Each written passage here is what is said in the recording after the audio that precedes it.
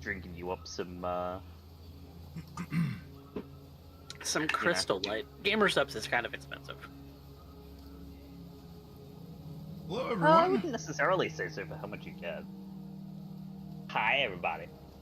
Hi. Hello, everybody. Yeah, well, I would say it's that expensive for how much you get. Given it's normally like 1 scoop a serving, and each tub is like 100 servings. I've tried Like- some of the like- samples, and they're Like, okay. It's a relatively high capital investment. Yes, Mm-mm. but it is good. It is good value for money. There we go. The issue is That was the one thing I forgot to it's do. more Just my expensive. It's camera. more expensive for me because I have to get shit from the state. But yeah, Oh, they don't have a distributor in Australia yet? Nope. Woof. But yeah, hi everybody. We're talking Hi. about Hi, chat. Cyberpunk, which I can recommend. You know, you see a lot of creators on the internet just shilling for gamer subs and to use their creator code. I would recommend it. The gamer subs actually tastes pretty good. Get Yeah. yourself some guacamole gamer fart 9000. And Well, also, Guacamole Gamer Fart is actually pretty good. yeah, Also, they'll his just bash- collab with anyone, it seems. Oh, not just anyone, but you know. The show Ruby hasn't had a good volume for years, and they got a collab coming, so... Volume. It's either 9 or 10. It's fine. The latest volume.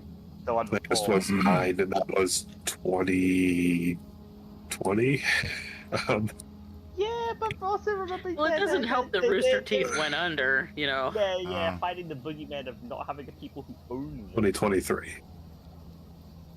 Yes, it's been a few years, but hey. Really, the writing is there. You just need to wait. Like, especially with Volume 9, the writing is there. You just need to wait for someone to pick them up and actually produce something. I think in terms of Rooster Teeth as a property, Bernie Burns did buy it back from WB. He But- did, yes. Rooster Teeth, yes, including like Red vs. Blue, but I don't think he bought Ruby back. No, Ruby was already, probably not. Ruby was already Yeah. sold to Viz, so they're not gonna sell it back so easily. At least Viz will be able to do something with it, but I imagine they probably have a little bit of a legal mind for being like, right, so how do we actually handle this? How do we actually make this if we're gonna do it? Yeah. So far, my predictions for the Ruby flavors are Rhueberry, Weiss Spice, Bland, and Yango. Mean to Blake! Mean to her! Can't be any more mean to her than the show, in which she has zero characterization after Volume 4.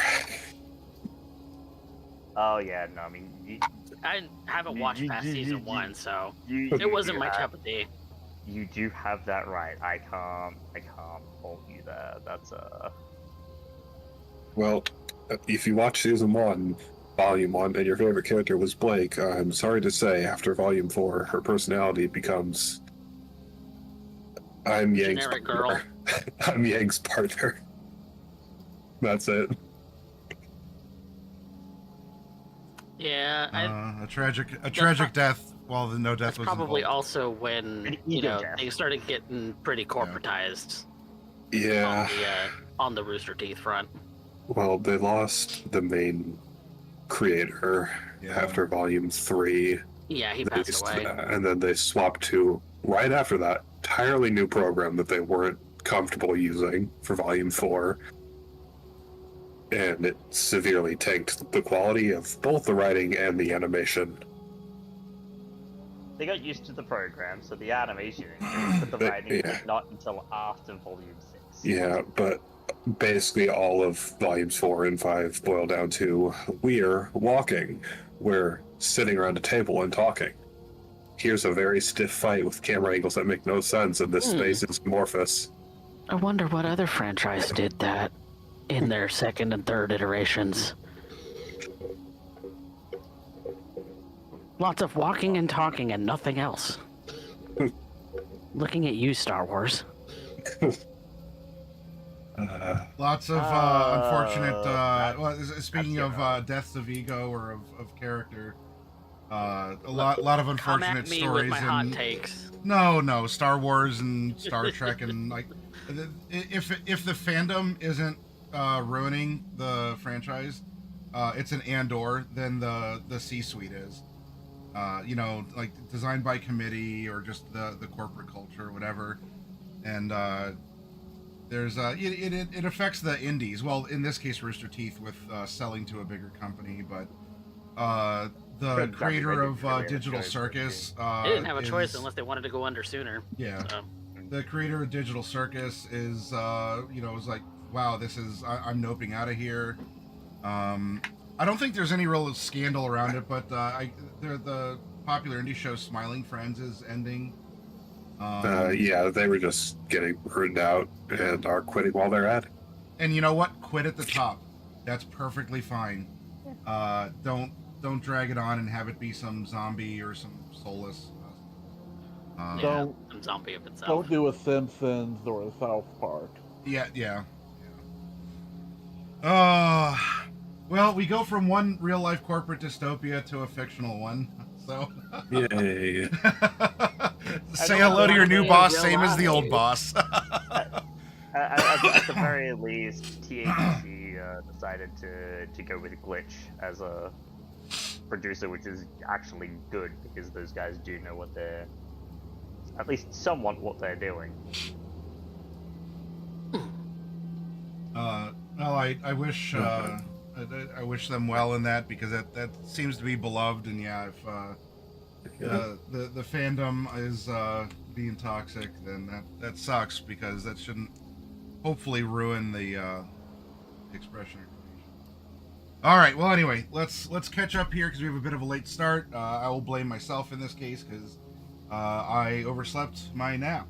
I set the time, I didn't save the time, so here we are, and we have a mission to do. Waggle my finger.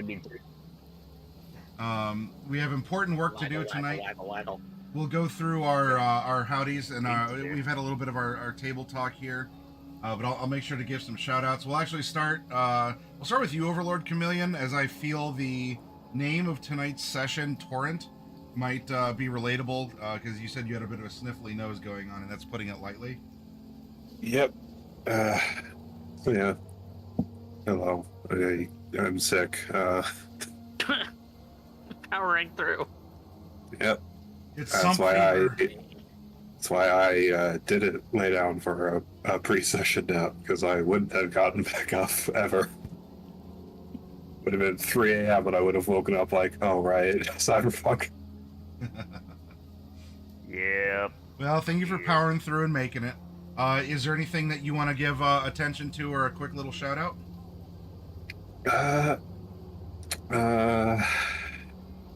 No, not really. All right.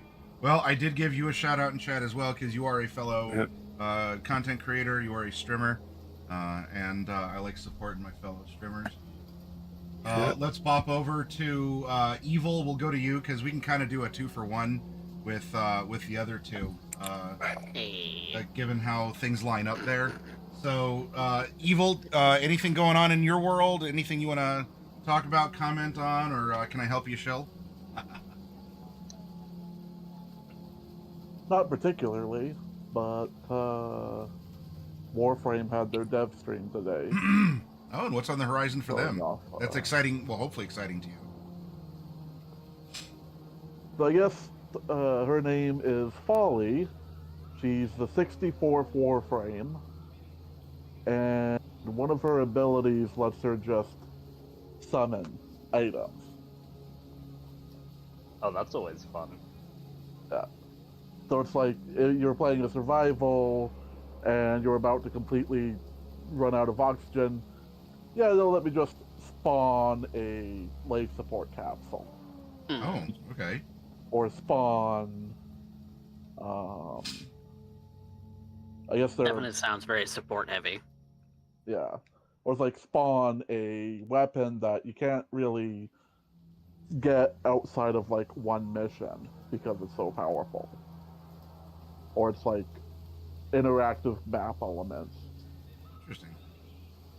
So, I suspect she's going to be pretty broken.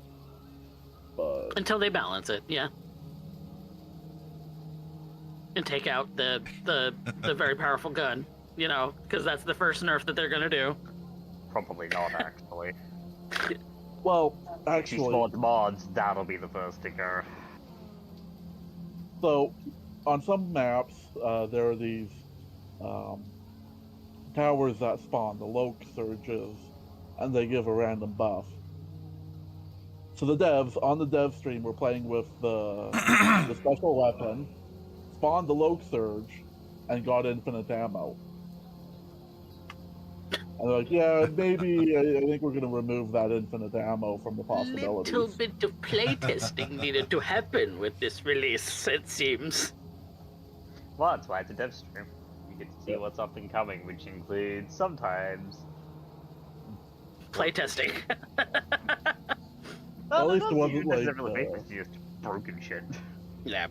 Well, I remember last year when they were teasing the old piece, they were showing some of the honorias that you can get for the titles.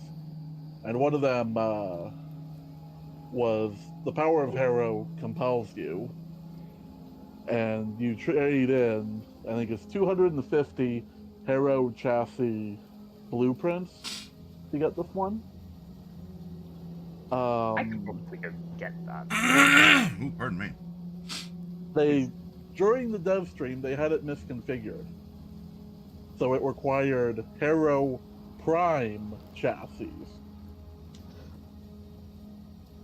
Oh no! So it made it seem inaccessible, or Harrow Prime is currently in the vault, so yes. Oh, if you manage right. to have relics that you could go crack for Harrow Prime blueprints, then you could do it, but yikes.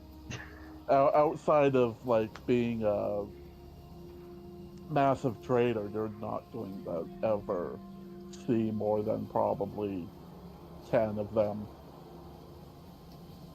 in your inventory. So, but that was fixed on launch. So, and the real playing of Warframe is to design your character. It's fashion frame for a reason. Yeah, it is. it's really just a dress-up simulator.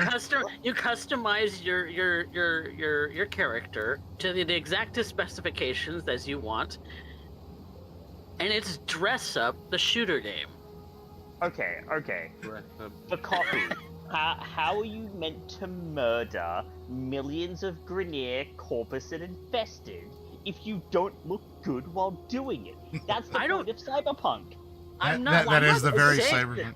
I'm not saying that that's a bad thing. I'm just saying that that's microtransactions that you can either grind for in game, which is very hard, or pay cash for. Your choice. It's actually not that difficult to grind them in game. You get stuff that the people who that people will be willing to trade platinum for, and then you just trade it. To be fair, your way up. I know Spectre, and Spectre has spent in the height of when they were playing Warframe close to $1,000. Oh yeah. No, there is a very easy way to sink money into Warframe. I've spent maybe $100 or so on Warframe. I've probably spent a few hundred myself. That is more than I would ever pay for a game ever. I'm just saying that right now. Looks at all the money I've sunk in on Final Fantasy 14 and back in the day, WoW. And Marvel Rivals. Yep. No, And that's not I get just on that. the microtransactions, that's monthly subscriptions. Breaking yeah, but from also 14 was it was a heart-rending choice for me, but ultimately it was it was money that I couldn't continue justifying for the time that I was putting into it. And, Especially if you weren't. I have it there because Maddie, I fell into the G posing hole. I remember you're doing something with your Benui girl. So yes, I was doing things with the Benui, and yes. I guess if I was a whale in anything currently, it would be Pokemon Go. But by whale, that's like I buy the $2 event pass every month, and I buy some coins to remote raid when I need to. And you buy So- me one too, so Yeah, well, I mean, because You we buy can me we can event actually just passes all the drive around time. town and hit up the gyms and everything. So it's nice to it's true. not It's just true. not just go it alone. It does get one outside. I remember when their other Ooh, their at other launch. game At launch, I was going to college in Utah, and I was walking around campus catching Pokemon on my shitty phone that couldn't really run it. The good old days. Let's bounce down to JP. Are you here remotely with your headset or? I am here remotely with Okay. that maybe. Howdy to you, because I was saving the wombo combo of Coffee Cat and Lethality for last in our intros. I hope you're doing well. We have you fully loaded in now. We don't have the Matrix background for you. Anything that you want to talk about, announce, or I can shill for you? I don't really have a whole lot going on. I got COVID the last couple of weeks, so I didn't really advance my Oof. main stories too much. Oh, but, yeah. my Wednesday game has decided. So you remember there was this meteor strike that basically took out one of the places that they really liked in a whole swath of the countryside. Yeah, I remember you talking about that. Well, it turns out there's a whole bunch of stuff going on. There's a whole, I could spend 2 hours filling you in on the context of the next stuff, but basically there's some crystals that are a byproduct of some facility built by an ancient race, and they're causing all the plant life to go wild, while also introducing like a mana waste plague, a magically resistant plague that once you catch it, magic can't cure it except for miracle, and wish has no effect on it, and so they're gonna go investigate what's causing the source of all that. Now, if I remember from the last update you gave, the question now for this is, are your players, do they have the quest in mind? Are they hooked? Are they're not getting distracted, or otherwise they're not aware of what's happening? Because it sounded like there was some quest drift going on, or oh, the meteor's falling from the sky. Okay, let's go run side quests and go shopping. It's a very big. I mean, really, it's the world that I built. I used a 3D world modeler, so you can see it on a sphere. Oh, cool. And it's about a third the size of Earth with a single continent. And so it's fairly big. There's lots of cities and lots of stuff going on. So, the portion that got struck by meteorites is maybe a quarter of the total land mass. So there's still lots of stuff to go do.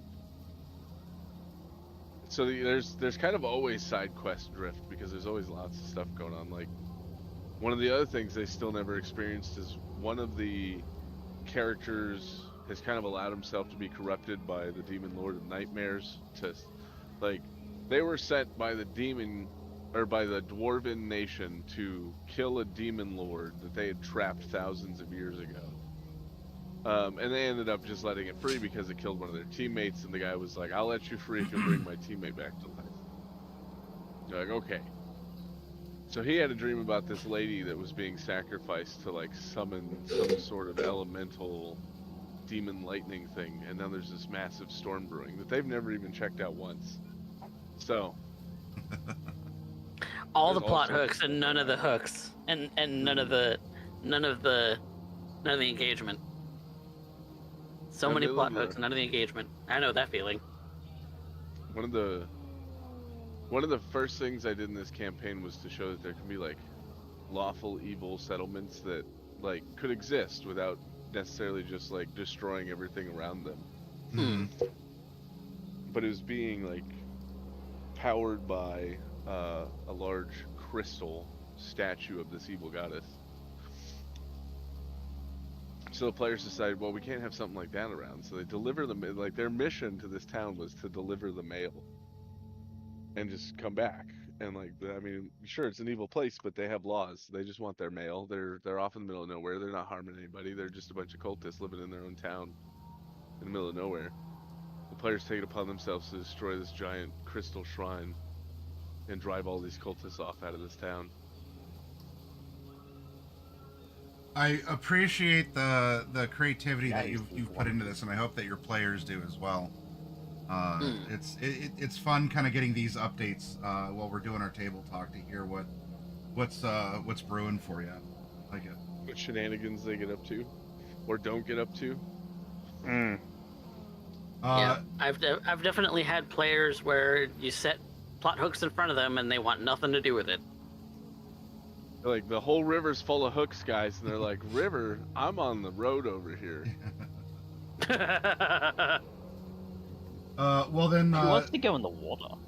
speaking of and to fellow, not just fellow streamers, but also DMs, GMs, and STs alike, between lethality and coffee, I'll let either of you start, since there is a crossover between you two over on Coffee's channel, and I'll make sure to shout out Coffee in chat here while you give a little update, or if there's something that you want to talk about, or quickly give you like a story update on.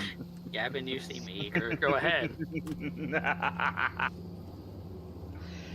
You see, it's been, what, 8-9 sessions, and the Coterie have found themselves dealing with a bunch.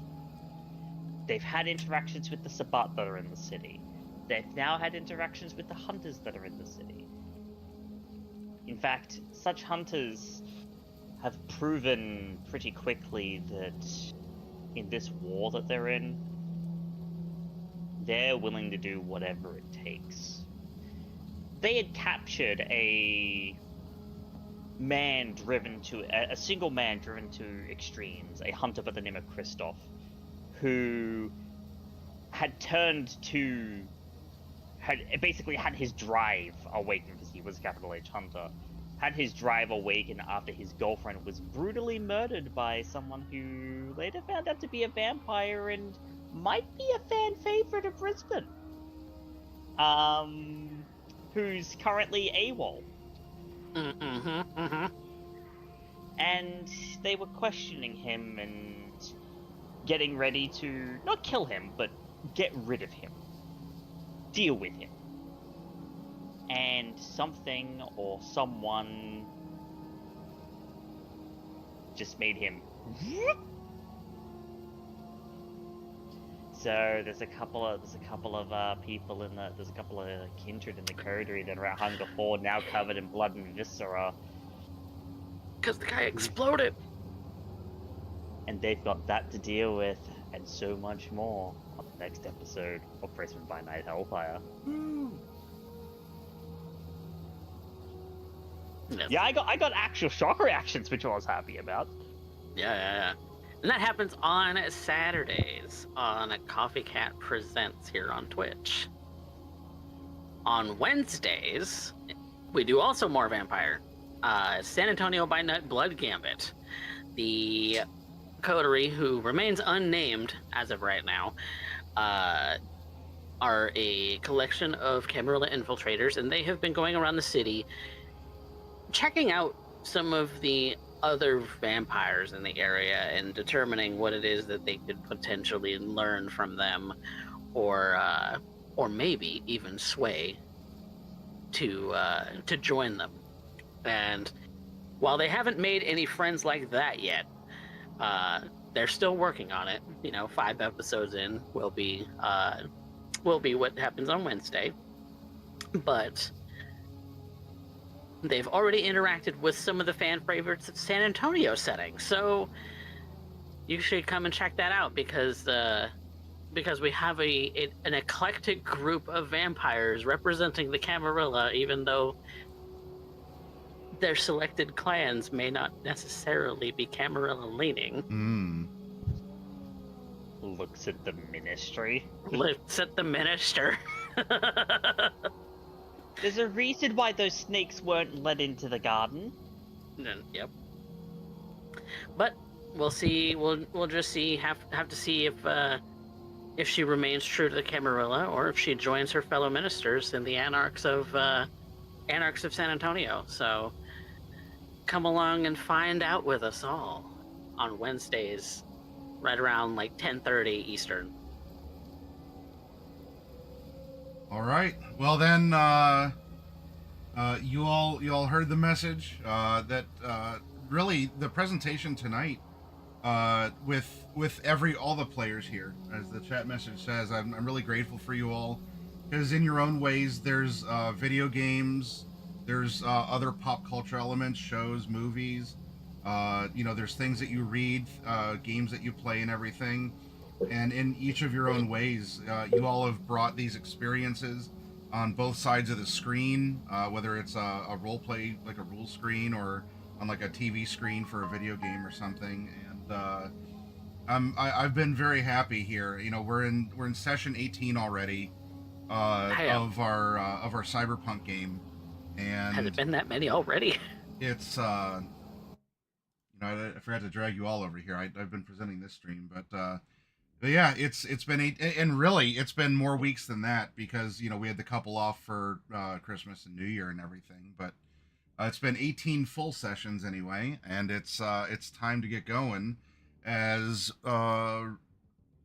in the quick recap, we had the you are currently on a gig from a really cool guy, a middle manager at Dynalar, whose elite edge runner name is Patch. And Patch here has a job for you, where he paid you, well, he didn't pay you yet.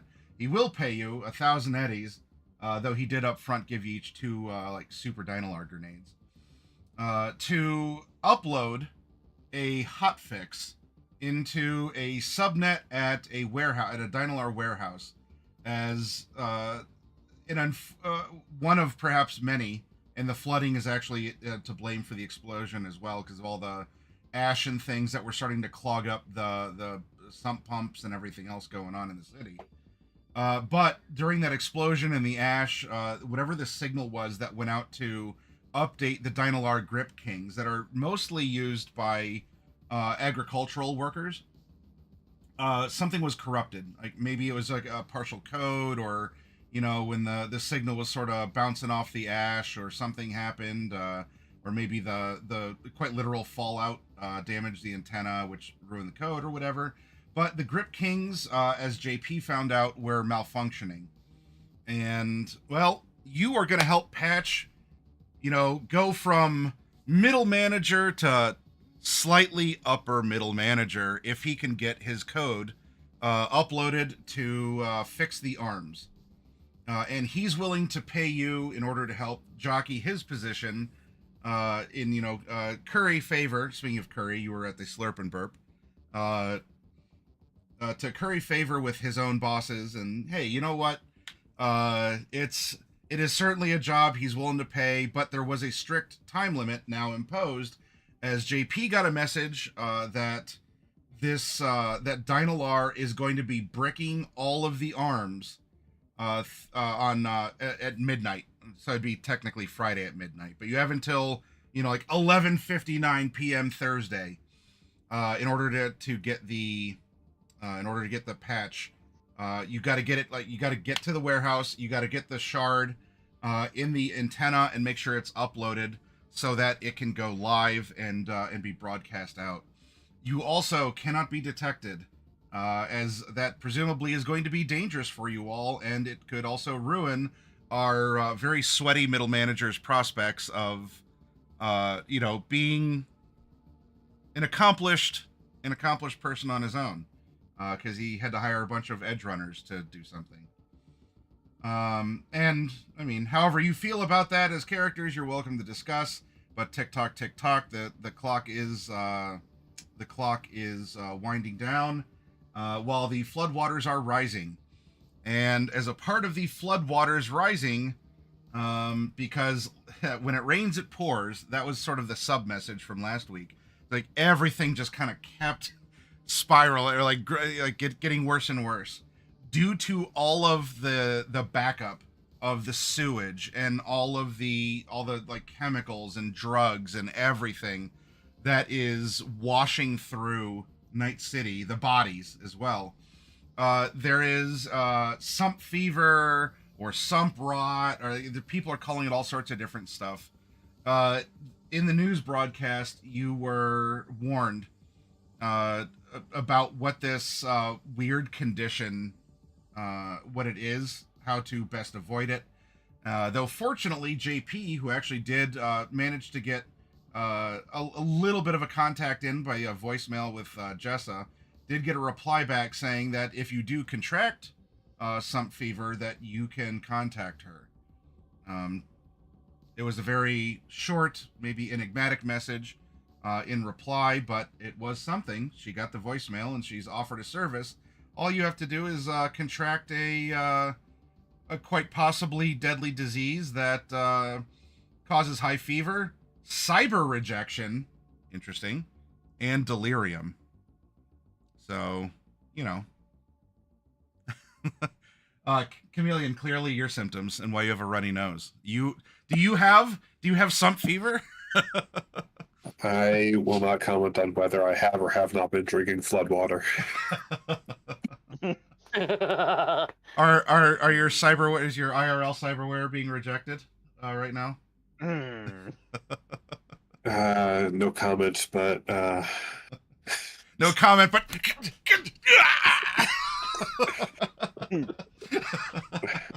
it's not even a Dynalar Grip King. It's your own. I mean, you can't see my legs Your own right now. Yeah. My legs walked off. So you know, don't if you feel compelled, because this was a bit of a fond memory that JP had. You know, when life was simpler back then, you could actually poke a corpse and pat it down for money and sell it for body parts. You know, the good old days. But if you feel compelled to poke a corpse, you got to do it with a stick. Don't actually come into contact with the dead. Don't drink the water. And I would personally suggest you don't have any open wounds that come into contact with the water either.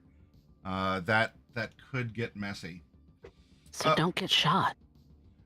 So you all had a recon of the warehouse. You had an idea of where things are, how things operate, and also, wouldn't you know, because JP lives down by the water, he lives in a van down by the river. That was evacuated. That area was evacuated, and he was given a shelter. Wherein the city pretty much just set up tents inside abandoned buildings, and wouldn't you know, he was pulled for the Sector 4 area where the warehouse was located.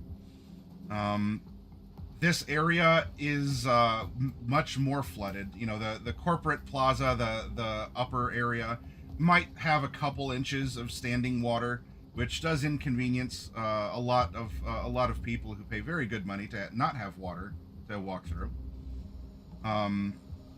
Must suck not to live in the towers. And of course, Gopher, we all know that hoverboards don't work on water because you were fixing the one kid's board in your in your hab stack the prior week. I'm sure that we can also have some other fun Back to the Future moments there, but. So yeah, hoverboards don't work on water, and here in Sector 4, there's actually several feet of water. And the city made an attempt.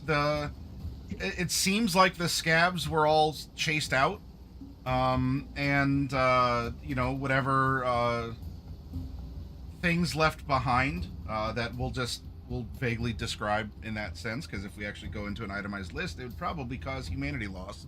The things that they could have left behind were swept out, and in its place, there's little tents inside the shells of buildings, and there is an NCPD presence by way of someone of an officer who is wearing kind of like a sealed, like a biohazard suit, like a containment suit.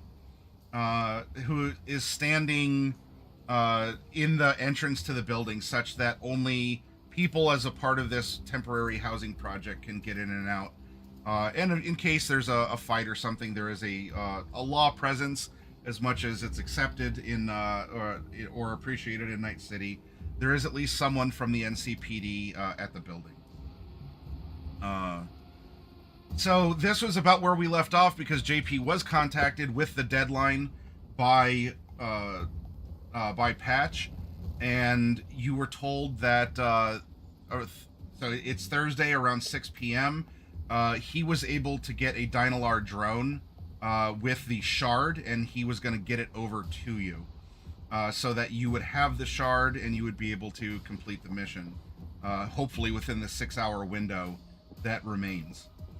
So before we begin, any questions or comments from you all as the players and or via your characters, or are we picking up on Thursday? I guess it would be Thursday morning because I think we technically broke on Wednesday, on the day prior on the 23rd.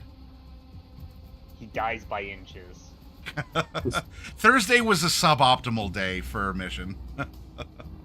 He dies by inches. He's either paying us another 1,000 eddies apiece, or I'm putting him into the floodwater and drowning him. Just as a note, I'm gonna go and pick up some rubber ammunition for my handgun. Okay. So that I have that locked and loaded into my Magnum. All right. I mean, right now, especially on rubber ammo, there has been a rise in violence, but people don't want the rubber ammo so much as they want the live stuff. So that would be book price. Purchase it at whatever the going rate is for that. Okay. Yep. I'm stopping by the local Second Amendment store in my building. Because JP, I think it's been a daily occurrence if you have ridden the tram around town. That a lot of people are also riding it and are taking advantage of all the riders, as you've lost at least 100 eddies over the course of several days from pickpockets. Most expensive public transportation I've ever been in. Yeah.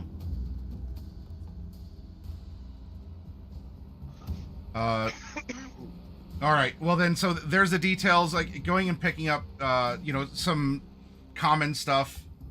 Shouldn't necessarily be an issue between the rest of Wednesday and the beginning of Thursday. So yeah, we'll pick this up then on Wednesday evening because I believe that's actually where we had left off. So who's doing what and where? There's all sorts of things going on. Remember, like Little Kowloon was getting flooded, pretty violent because there's a lot more people stacked up, and not in as organized fashion as the mega building that Kiri and D-Rez are on. So I've laid out what is expected now for the gig. What are you doing in the meantime? I'm gonna head to one of those bodegas that sell those cheap lockpicks and little fake well, not fake, but teddy bear cams, that kind of place. I'm gonna look for a chip vault, which is 100 eddies. Okay. I'm not familiar with the equipment. What is? Kind of think of similar like a square Altoids can that has a little lining that protects shards from being detected or wiped by EMPs or things like that. And it has a little biometrics lock on it. Okay. You can hold up to 5 chips or memory cards or shards. Okay then. That sounds actually very good for the importance. Sounds like it might of the come in mission. handy. Yeah. Yeah. Okay, and yeah, is that's common tech? Like that's not like super rare or anything? Yep. Okay. It's just 100 eddies. Yep. All right. Yeah, and there's not a rush on that. People are more, they're getting the necessities. They're getting drinking water, toilet paper, and live ammunition. So we gotta prioritize things.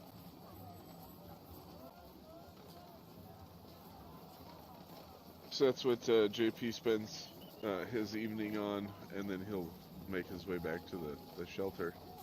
Okay.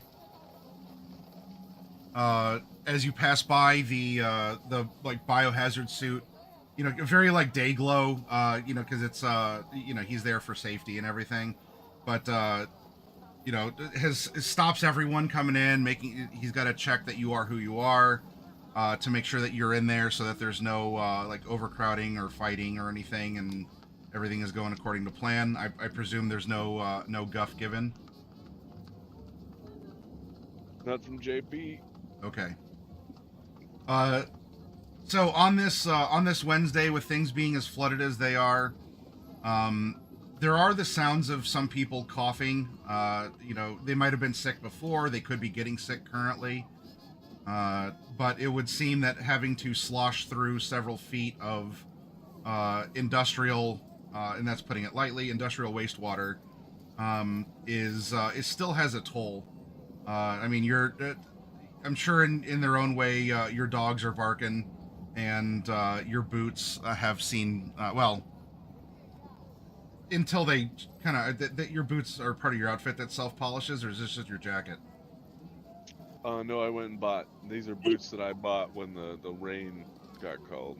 So they're like, they're nomad boots. So they're just like leather scuff boots. Oh, okay.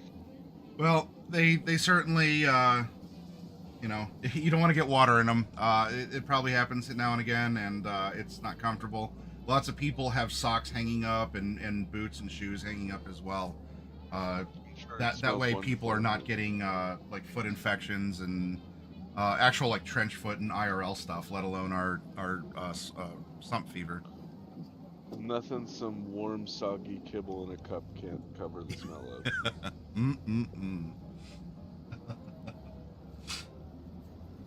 of. Then for the rest of you, is there any shopping or considerations that you want to undertake with the scope of the mission before you, as JP would have relayed?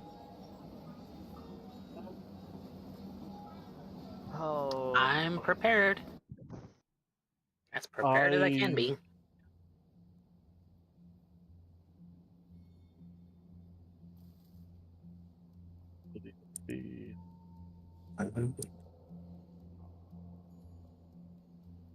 It's rubber ammunition. Because I think I'm going to pick up some.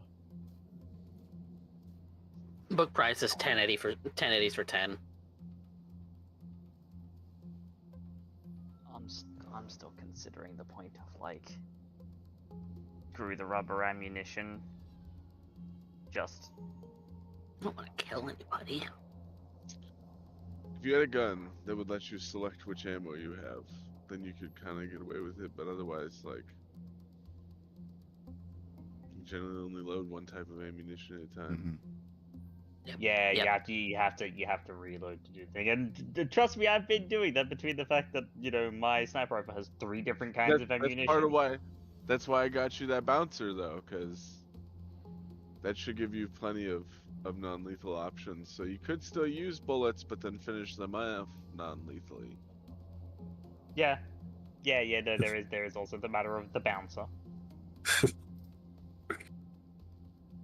I'm just shit with anything but a handgun. Never get a microwaver. Never undervalue a microwaver in any circumstance. I promise you. Ben will Also, just be the like, interesting "Uh-huh." thing with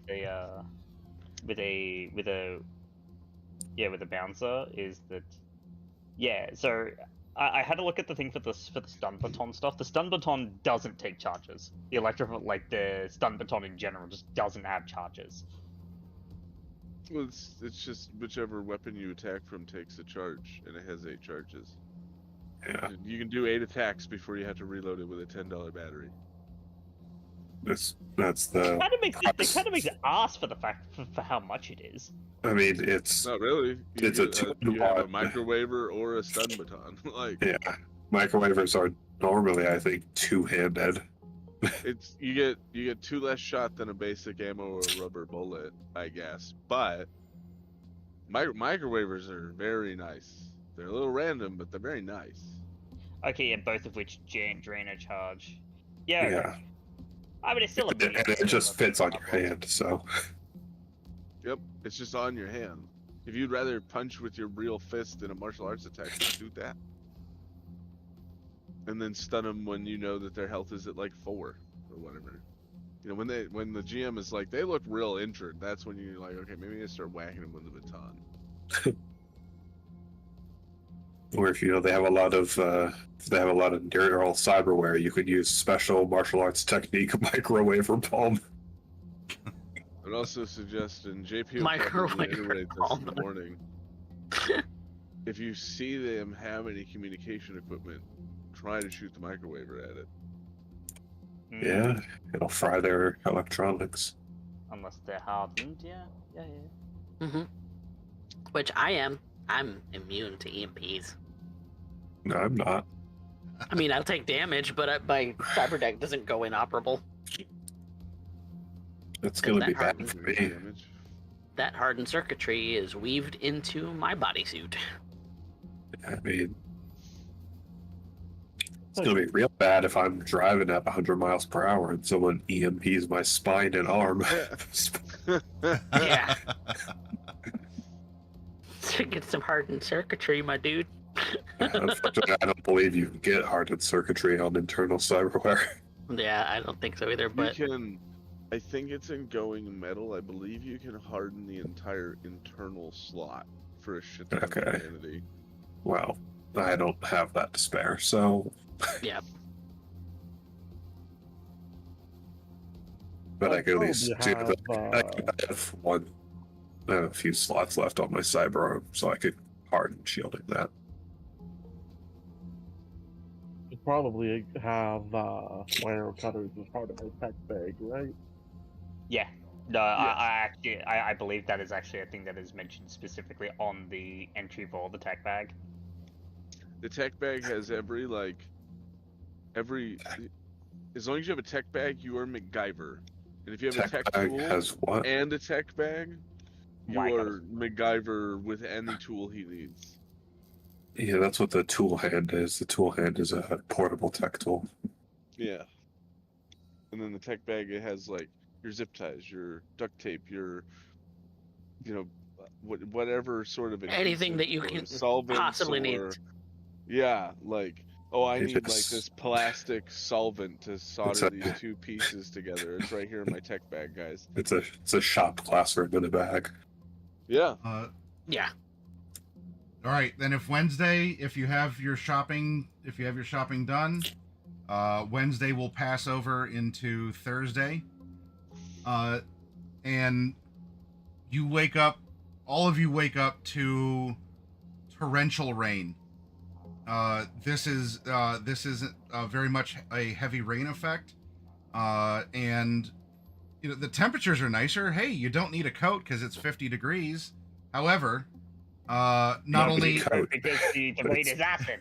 However, yes, not only is there visibility and some mobility issues that the heavy rain brings, everyone is getting an acid rain reminder and warning.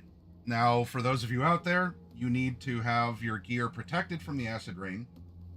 Otherwise, you're going to be suffering armor ablation to exposed locations, and that can stack up kind of quickly. So, cover up. First thing in the morning, I'm gonna call out Beck. I'm gonna say, would you do an old man a favor and pick me up first so that I can do business out of your vehicle in the rain? All right, then. Thank you very much. Well, good thing my vehicle isn't armored, so I don't have to worry about that.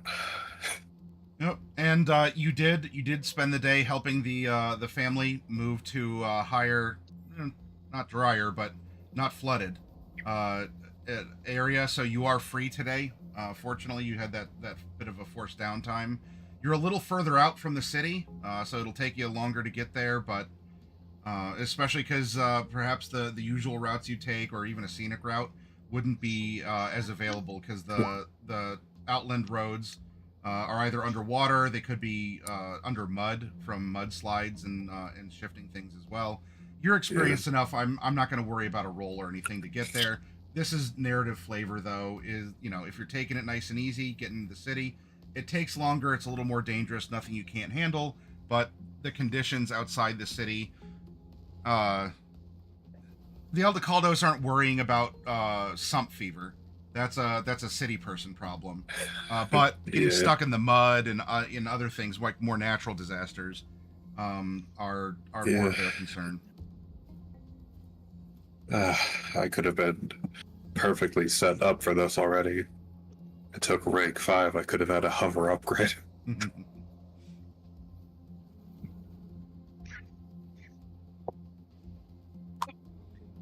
But you're gonna go into town then? Yep. Pick up the town elder. Okay. Remember that this section, that this sector is flooded. It's up to about 3 feet of water now. So if you want to get him, you're going to need to, I don't know, get the inside of your car wet or do something, or he's going to have to meet you at a shallower location. Yeah, because 3 feet of water. You could do that in something like Dust Rattler, but any higher and you'd start needing a snorkel, or otherwise you'd flood the engine. Well, even at 3 feet, that I would need a truck to do that safely.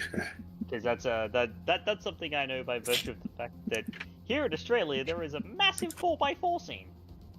So I know a thing or two about a thing or two when it comes to recreational vehicles of that kind. I've been bush bashing a little bit. So, Maddie, Yeah. I had a question for you. Sure. If we had an umbrella, is that going to protect us from the acid rain so long as we have it equipped in one hand? Yes. Yeah, the umbrella, an umbrella and a specific raincoat, because we talked about that in our chat. So if you buy like another jacket and you list it as a rain jacket, because they're effectively priced as the clothing, but we're just saying that it's a rain variant. It's got the waterproof lining. It's got the waterproof lining in it. Okay, Now- so I have to spend 500 eddies on it? Because 500 eddies is how much a rain in lining is. A waterproof lining is for a jacket. Right. So that would be, you have your favorite, like, J-pop outfit that you wear, and you don't want to wear average, like, yellow old-time fisherman slick. Then you can customize your gear for 500. That's Now- basically picking up a mod kit for regular clothing. Is 500. Yeah. Bear in mind that neither an umbrella or a raincoat will protect you from floodwaters. It will just keep the acid rain off you that is coming down in precipitation. It does what the waterproof lining is meant to do, which is protects your armor from the effects of acid rain and gives you a +2 on the resist torture and drugs versus blood. Yep. Okay, so that doesn't Wouldn't do answer my anything question. against An this. umbrella and a rain jacket will protect you from acid rain. So if you have an umbrella and you're using one hand to hold it, you are protected. Okay, so if I don't have a rain jacket, how much am I spending? An umbrella's like 10 eddies. I Yeah, think. an umbrella was at 10. Right, I've got that. I think Yeah, the if you rain want a rain stickers are jacket, 100. if you wanted to buy a thing, it's as much as a general chic jacket. And I think it's either going to be 50 or 100. It might be just cheap as 10, but I think General Chic's 50 or 100. Yeah, if you effectively want a like a garbage bag poncho that will get the job done and you don't care That's how it definitely looks. $10. That's the $10 I think that's the garbage bag special, lady baby. chic was the Yeah. Bag lady chic. So if I buy a bag lady chic jacket, that's going to protect me. it will protect you and you will look like literal garbage, but if that You will. doesn't matter, then yeah. That's You do all your I bit. needed. That's all I needed to know. If you do buy it, JP will make fun of you. I promise you. Well, of course he will. D-Res, That's- Gopher, and Curie are the ones going in, so if you wear the garbage bag, they might just think you're trash floating down the river. It's brilliant. It's a brilliant disguise. It's a brilliant disguise. Wow, you're so smart, D-Res. But yeah, I get to like the top of the hill where the water starts going from like a foot deep to 3 feet deep. I'm like, yeah, JP, you got two options. You're coming to me or you're paying to get this car shop vaxxed. Okay, so I am spending the 20 eddies to get a jacket from the bag lady chic, Okay. and I'm putting it on. Yep, All right. and that's an actual rain. Yeah, it's a raincoat jacket. Because That is my active jacket right now. I think Maddie realized that, hey, 580s for simple waterproof lining, so that, you know, at like session 20 where earning money is still a bit of a struggle, is perhaps a little steep. You just won't Third look as job, nice. Ed. Well, and That's I fine. think- I don't think need to Matt look nice even for found- jobs. I think Matt even found the canonical like little bits about. Yeah, the in the raincoat weather stuff in the that was weather super cheap. discussion. So. Yeah. Yep. Yep. All right. So yeah, I will. So I guess the question is, do I need to parkour my way out of the second floor to avoid splashing water up my nice suit today? Parkour, not necessarily, as this is an issue that a lot of people, I mean, you're not the only person in the building, so you don't need to worry too much, unless you want to Batman around with your grapple gun. I mean, Others in the makeshift tent area have set up like little like wooden ramps out of planks and like scrapped stuff, or you know, like knock down a wall and there's like a bunch of rebar in there, and so they kind of use that as a skeleton. So there are some avenues that have been built out to get to shallower areas, so that you no longer have to. So I can hoof it to an end cart station. You can, yeah. It's just like the real cow mood. Yeah. I should. It'll just similar to Outback. It'll just take you longer and through a more circuitous route than normal. I mean, Outback is fully willing if you tell him to. Like, you're kind of like the leader of the group. So if you tell him, like, fucking come drive over here and pick me up, he'll do that. But you're gonna have to pay to get his car shop vac afterwards, so it doesn't smell like sub fever water. Don't worry, I'll hit you up at the end cart station, the next neighborhood over. All right. And, he'll drop $20 eddies in the kitchen can. In a little shelter here. Oh, okay. That's very generous of you. You know, he's probably been schmooze talking. He's been here. Everyone will remember that. JP, okay, I'm going to the end cart station. I'm going to preemptively take the money out of my pocket.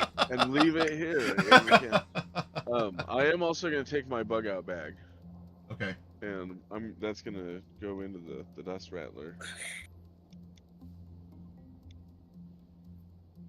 Okay. So yeah, you make your way to higher ground where it's easier to meet up with Outback and Dust Rattler. And what are you doing on this not so fine Thursday morning-ish, afternoon-ish? Well, back, or if I'm already here being picked up by him. What do you have anything you particularly want to do? Any place you need to check out? Not really. I'm just waiting on your word today, really. This evening we have to go try and find this damn drug. All right. Well, hopefully Other it's than not that- feet deep in floodwater. Let's go see if there's anything that the Golden Dragons need. You ever met the Golden Dragons? I have not. Wonderful group. Fine young gentlemen that know way too much about guns. I'll take your word for it. I don't think I've seen any better user of smart SMGs on the streets, at least in this side of Night City. It's a Well, little I hope- Kowloon, Hope they're not trigger happy. or the borders of it. I'll head to the borders as far as I can drive into Little Kowloon. Yeah. Little Kowloon's not as bad as Sector 4, but it's if the waters weren't dangerous, the growing pressure in this place is from people, as there's been a lot of not so casual violence going Everyone's getting forced up into higher ground and they're getting cramped together. Pressure is building. Oh yeah. Rain's another day or two out too, so. Now, if you remember, JP, the tea house is closed. Oh yeah. Okay. But I'm sure I know of a couple of other businesses like arcade casinos where the Golden Dragon, where the Yeah. actual more gang aspect of it is located at. Yeah, Some of it's their not other the front civil cultural place at the tea house. Because I'm here to ask them if there's anything that I can do for them, if they need me to try and find someone to move something or help people around the neighborhood. Something to burn a morning and part of an afternoon.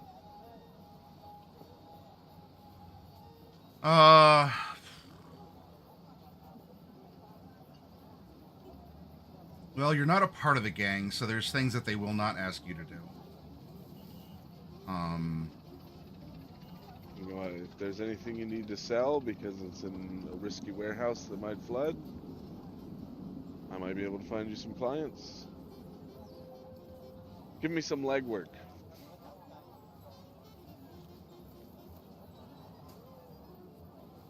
You know what? There's a couple people who, you know, they pay their. I'm not putting this as eloquently as they are, but they pay their protection money, and so they actually need some help, because that's what they're paying.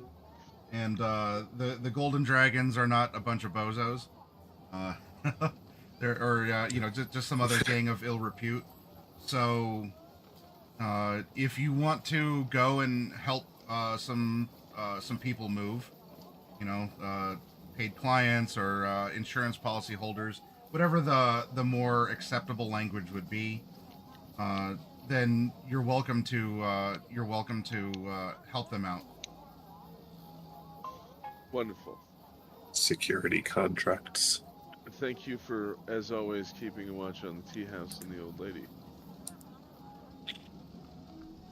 By the way, and he's going to mention to the guy he's talking about, let some of the higher-ups know that there was a pair of individuals pushing the proprietress, the hostess of the tea house around. We're aware. These are things that don't have to concern you, JP. Of course they do. You guys kept me from dying when I came back to Night City. All the chrome ripped out of me. Then perhaps it's better to say that these are things that don't need to concern you unless you wish to become more involved. Whenever there's a profit to be made, or something to be found, or an item to be moved, mon ami, you just call JP. Mm-hmm. All right, I'll go track down these names. Thank you.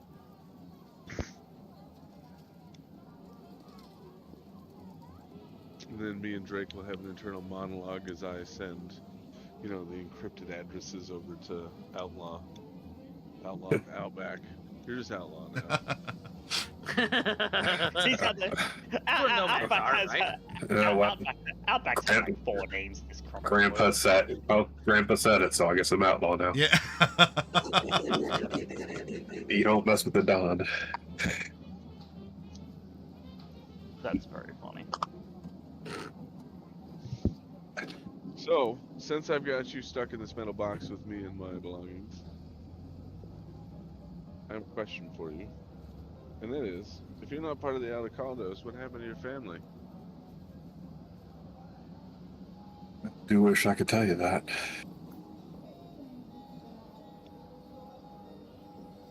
Well, were you guys reclaimers? Or did you just, wind up greased out the backside of a bus somewhere? Well, I won't sugarcoat it. We were smugglers. Mainly people and weapons for Militech in and out of the Republic of Texas.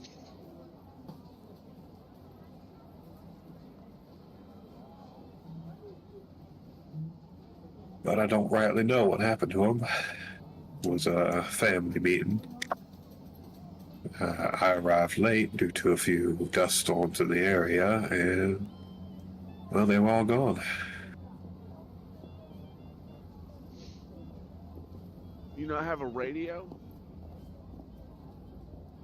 Wouldn't have helped much. All their radios were still in the cars, which were just left there. Mm. Just Mm. just the people were gone. Now that is a mighty mystery. A mighty mystery indeed. Well, I'm sorry to hear that. That'd be a right plucking. It's kind of like that job I had a couple weeks ago where I rolled up and everyone was just dead. There was nothing to say but walk away. Well, from the sounds of it, at least you had some bodies to prove it.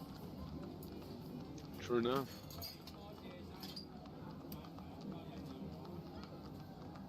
Well, at least the Aldecado was kind enough to take you in when you got here. They have been mighty kind, yes. Similar to the Golden Dragons.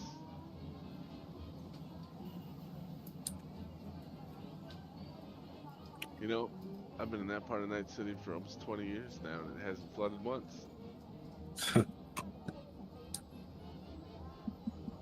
Well, that's hard to believe. Oh, the river's gotten a little high now and then, but never drastic floods like this. I think that chemical explosion provoked something in the air. Well, I don't rightly know too much about this city, but it seems like it's just getting worse and worse. Except for Pacifica. Pacifica is on the rise. I think the world's been getting better. But I also came from a time, boy, where there were just kind of bodies in heaps on the streets trying to figure out what was the difference between rusted metal and half-good concrete to make a house with. I've heard a bit about times like that.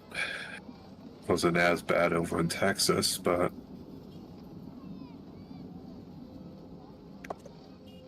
then again, it wasn't in Texas where they dropped a bomb in the middle of the goddamn city. I don't know if drop's quite the right word, but yes. That does remind me, JP, with this conversation going on, and this could even come up with Outback. What were your thoughts, in going through the hot sheets, the scream sheets and everything, in preparation for this, deluge of rain and flooding? Macedo came out with this whole way to, sell very expensive rain gear here, with the whole theme of relive the red. What you lived through the red originally. Now seeing this brought back up, and in such a way, does this provoke any sort of emotion, sentiment? What was your take on this? Well, for him, it was like an internal laughter, like real, like imagine the people that saw like Swing become super popular, and then it really died out hard, right? And then there was a resurgence in the 70s. So all these people that had survived World War II watched something they grew up with suddenly become the biggest fad around. And it's kind of like the same thing, because it's like, well, you're kind of doing it, I guess. And there's a whole lot of horrible stuff that kind of happened right around that same time afterwards, actually, now that you come to think about it. So I guess the spirit of it still remains. Well, you're definitely dressing like the red, but you don't have the look of utter horror and hopelessness. Yeah. Don't got nearly enough bullet hole scars. And you might have a hunch too about whatever that refinery explosion. Just because the explosion was over doesn't mean that the smoldering, the fumes coming out of this crater, that didn't stop the next day. Like that's been an ongoing battle. So it's not a bad thing that you brought up to think back to the scream sheets and to the images and the state of things. .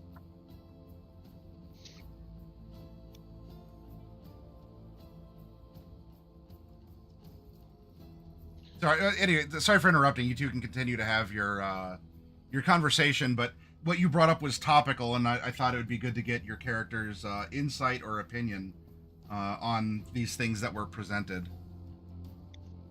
You know, I have a question for you. You said he was out in the middle of Texas, right? Out in the middle of nowhere? Well, where we met up, yeah. There were 4 chapters to the family, north, south, east, and west. We would all meet up around the center. Old ghost town named Waco. You ever see any big old lights that night? Not that I can say. Maybe there were some corpo jets I saw a few times, but eyes on the road, not the sky. Just saying. A lot of stuff coming out from the 50s. A lot of Black Ops stuff, a lot of aliens maybe even. Anywho. I don't believe in any of that alien stuff. You preempted then what I was going to ask you, because speaking of scream sheets, you know, with the conversation going on, there was that the weird solicitation, or at least the story that was brought up about the guy from Ohio, and yeah. I don't believe in aliens, and I don't believe in Ohio. I don't believe it. Oh joy! Oh joy! Okay, so this is so I guess this is just our game of Cyberpunk Red, a la the Mandela catalog. I don't believe it though. It's so good. I don't believe in Ohio, and I don't look up at the sky because the moon is breathing. I mean, let's be honest. Unless you've lived in Ohio, have you ever driven through Ohio to get anywhere? Yes. Once or twice. I haven't, but... Oh, supposedly I've driven through Ohio. There's no memory up here of it. It's just Indiana and then destination. Indiana's pretty close to Ohio, though, isn't it? It's right next to it. Western neighbor. Anywho. I should go read Home of the Brave and see what exactly, because they pretty much state the state of every state in Cyberpunk. Yeah. It'd be funny to go be like, so what is Ohio like right Yeah. I don't think it's great. now? No, it's the Midwest. It turned into a desert basically. The Midwest had a lot of farming issues. Yeah. Yeah.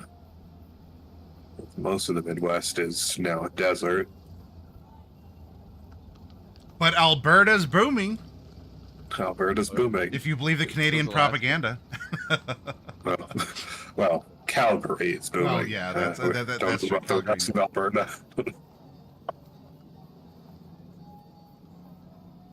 Well, then, while you're waiting for the, I guess, like the coordinates and the details in the drone drop, is this you two are just helping the insurance policy holders to Yeah, move their get stuff? around. Okay. Yep. It'd be Edmonton would probably be kind of booming.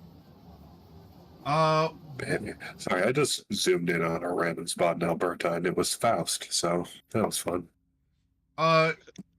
Gopher, are you doing anything in particular? Are you just on standby until you get word from JP, or is there something that you're doing on this torrential acid rain-filled morning and afternoon? That's a good question.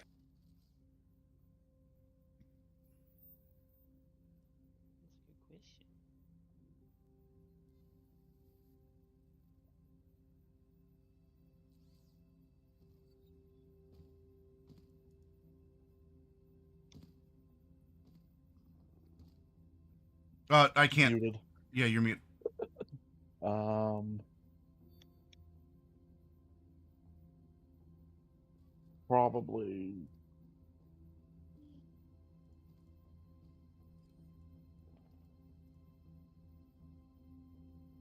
Probably like last minute prep type stuff. Okay, just double checking your gear, or are you doing any shopping?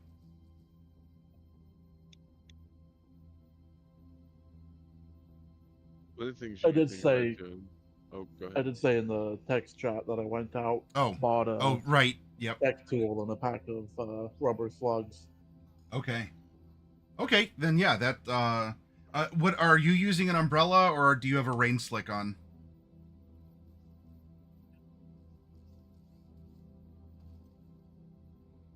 Did you purchase any of that? No. I think and I'll probably be shoring up my armor jack and then just kind of raw dogging it basically. All I mean, right. to be fair, if anyone's gonna be able to raw dog it, it's gonna be the tech, because the tech has the easiest time repairing their gear. Yeah. Okay. One of the things that you could think about doing is, I think you had the field expertise, right? So you could think about jury rigging, like a raincoat for the scene that it matters. It yeah, because as a mechanic for the acid rain here, that is one armor ablation to expose locations every 10 minutes. So be aware. I think jury rigging only applies to repairs. Then I thought So I you mean, could hey, you could apply- jury rig your armor if it gets super damaged. Then At that point, the perfect condition as an action. And then it's holds for 10 minutes per rank. And I have 5 ranks, so that'll be just about an extra hour.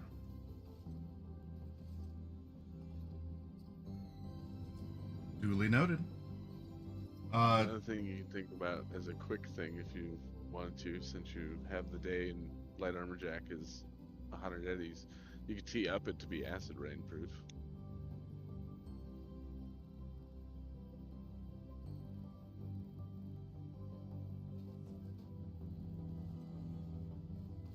For that cost. Same as the light armor jack, 100 eddies.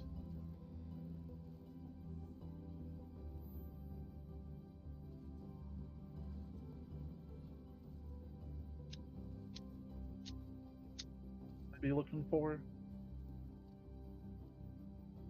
It's in the upgrade section of your maker abilities, like 146, somewhere in there.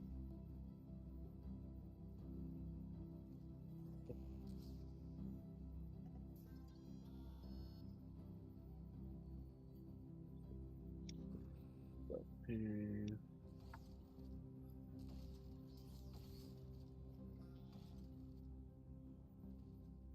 Great.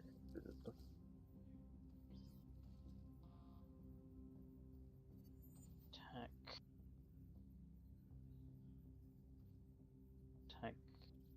Where is it?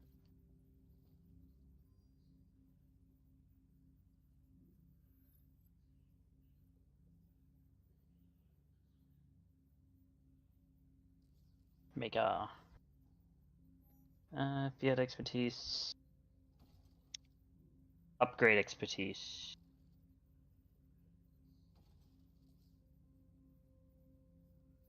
Upgrade fabricate. Yeah, it's a premium. 100 eddies, DV17 takes a day. Okay. You can have some preem armor.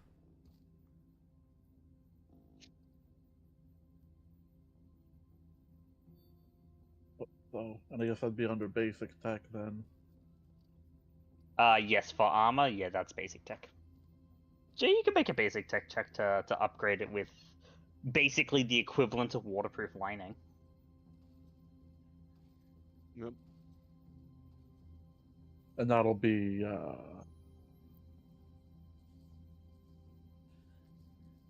one piece and the day and 100 eddies, right? You do need to pass the roll though. DV17, I think you said. Yep, it's DV17. It's your basic tech plus your ranks and upgrade plus. Oh, there you go. You just did it. Just got there. Guy rolls a 2 and he passes. Yep. So the only way he'd Yeah. fail is if he rolled a 1. Yeah. All right. What did you use to line your armor as you're prepping for this? Then, what is your mad scientist vision here?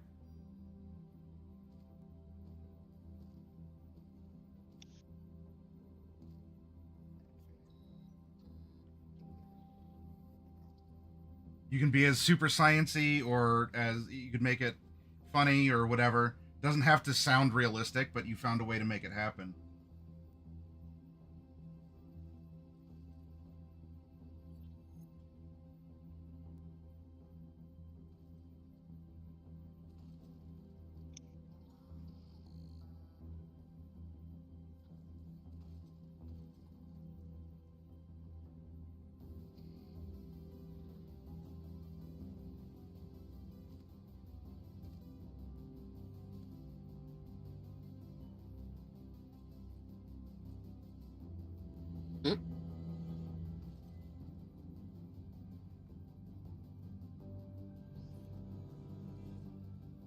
Because I know, and I think there's even like,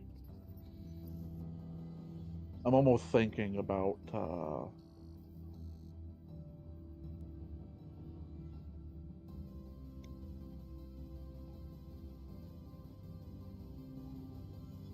like a certain material that, when applied to something, makes it hydrophobic, Mm-hmm.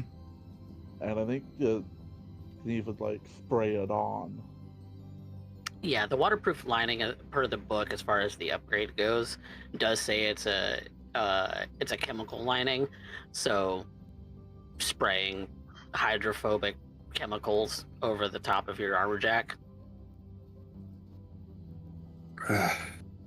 That is kind of within the realm of reason with Cyberpunk, then. Oh yeah. Okay. Yeah, if you want to explain it that way, then that's fine. Again, you could be as mad scientist as you want, or you draw on the things that you know from real life as well, or sort of, like join the two ideas together. But as you are an inventor, and this is a game of imagination and having fun, it could be, within an amount of reason. It could be as wild as you want, or as kind of standard and by the book and scientific as you'd like, because this is your character and your invention, so make these things your own. This is the Gopher brand lining, so if it is a chemical application, that's perfectly fine. Or if you're like, oh well, if a bunch of people are going around with this with these sort of like walking garbage bag ponchos, I would never be caught dead in those, and I pity anyone who is. But maybe I could like take a hair dryer and like shrink wrap my armor with, or however you'd want to do it, right? It happens. We know that that's the effect, but just, you are welcome to always like be wild or spontaneous, or draw in your own, real life knowledge of things, or something from a video game too. So chemical application is a-okay, if that's how you want it to be here. As a very quick point of order, I need to thank you, Maddie, for giving me another character idea. Okay. And a mad scientist or what? Too, So does anybody know of the YouTuber Michael Reeves? Yes, I sent a Michael Reeves video in the Cyberpunk chat. I think it was literally just Michael Reeves. Dog catapult for shooting dogs.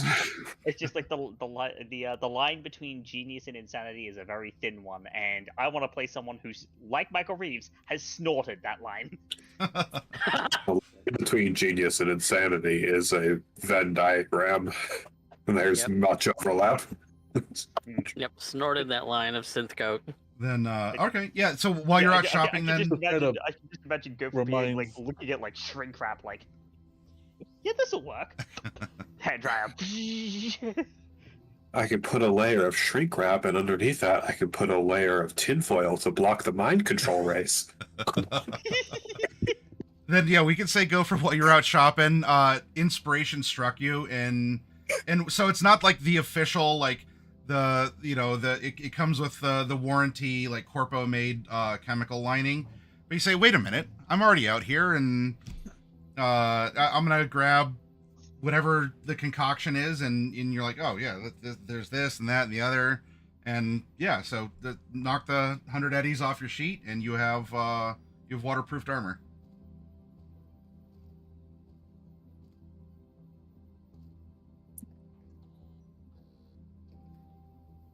All right. Well, then I guess that's your Wednesday through Thursday, because you have to spend a day concocting, applying, drying, or curing, or whatever it is that you have to do here.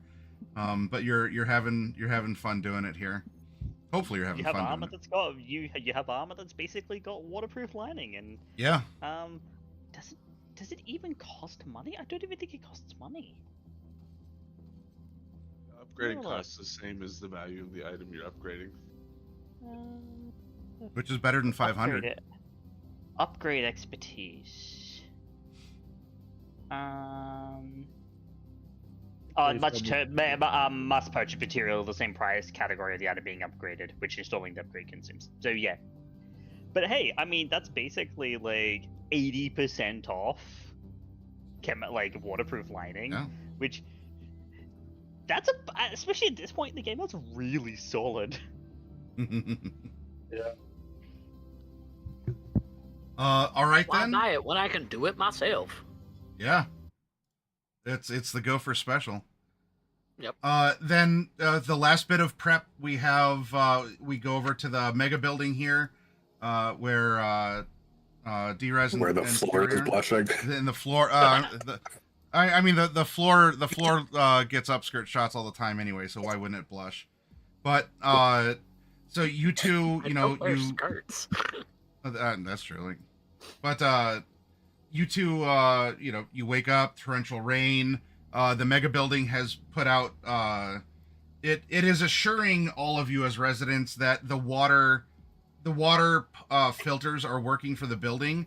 They're desperately asking people though not to use as little water as possible, because while the pumps are working, number one, they don't want people just like selling the building's water, and the filters are needing to be cleaned out because of all of the like ash, like this weird sort of like goo which is formed from that initial burst of ash and whatever happened in the atmosphere the first day after the explosion. That has become its own kind of weird, like, speaking of odd inventions, it would be like a dried petroleum jelly that then was like activated in water and is now like sticking and clogging, and it's making everything, well, back up. So the maintenance crew for the building is keeping the water pumps and filtration working, but they're asking you all, if it's yellow, let it mellow. If it's brown, flush it down, or, hold off on a shower. Hold off on a shower for a day or two if you can. Use as little water as possible, please. Yeah. You'll burn through the water reserves. Gross. Well, I went shopping for an umbrella, a rain slick, and a pack, 20 rubber rounds for my handgun. Okay. Rubber baby buggy bumpers. My mag holds 18, and I can't just buy 18. bumpers. I've got 2 extra rounds in my pocket. Get a slingshot. All right, so a little bit of shopping on D-Rez's behalf. Anything from Kiri? No, because I've got everything that I need on that front. Kiri's probably going over a plan in her head, both non-lethal and lethally, because, look, plans don't survive first contact, period. Nope. And if she has to kill some of the guards, then she's thinking of disposal methods and things like that. Because this is like, she's a little bit more empathetic, but she's still empathy 3. And she's always been somewhat, not necessarily like exceptionally cold and callous, but she's always been calculated when it comes to the concept of death. She worked for Arasaka as a ninja. She works now as an assassin. You kind of gotta, to be in those lines of work, you kind of gotta think in a very specific way about death. You'll cry for everyone that you kill, and you'll never get any jobs done. Mm-hmm. So it's one of those, if I gotta, how do I make the bodies disappear? And with all the flood water and the sump fever and all of that, there's very easy ways to make people disappear, or make bodies just not, basically, even if they find the body, they don't want to interact with the body. They just want to burn it instead, because it's been in the floodwaters for that long, because no one wants to deal with contaminated biological material. That shit sucks. How much of this, if any, are you externalizing, or are you just at your computer thinking about these strategies while Drez is talking about, like, oh, and you know, this band is on the radio right now, and just being all whatever. Kiri you're like, probably disposal. like Kiri is probably murmuring to herself and kind of like using a finger to dot on the air in front of her, as if she was looking at a schematic, like a mental schematic of the area that she got from the top of that building when they did the recon.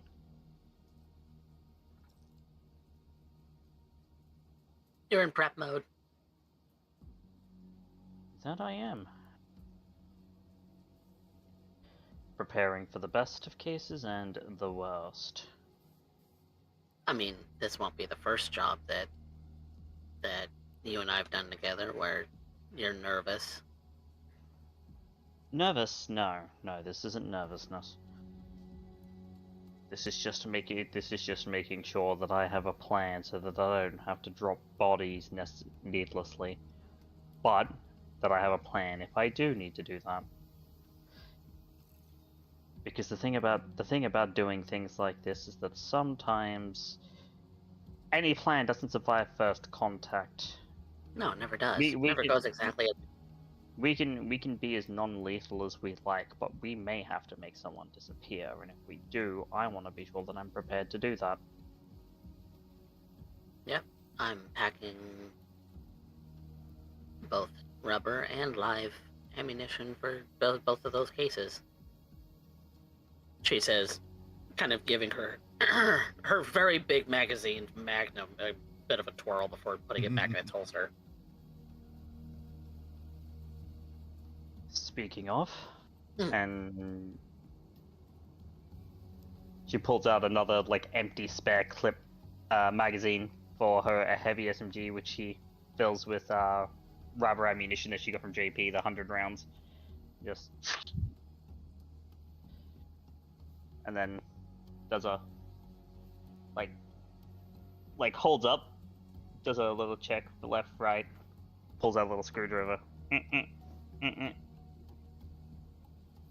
Okay. So what's your read on Patch?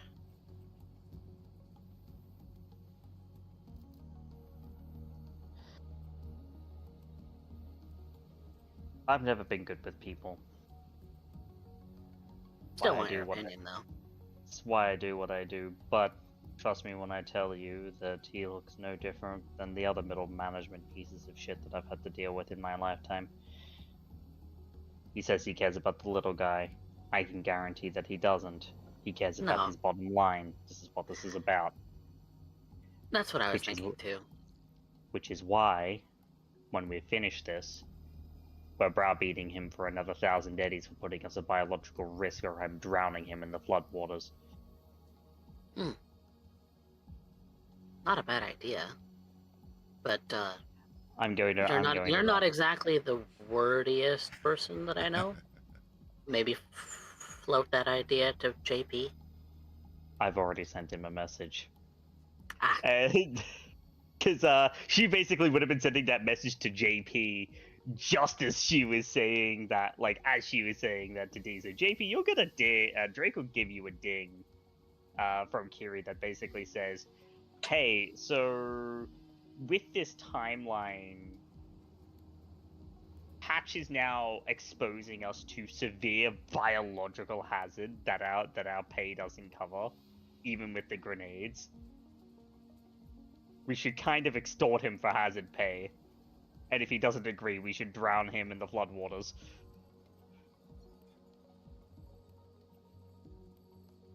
So, my theory is that he fucked up.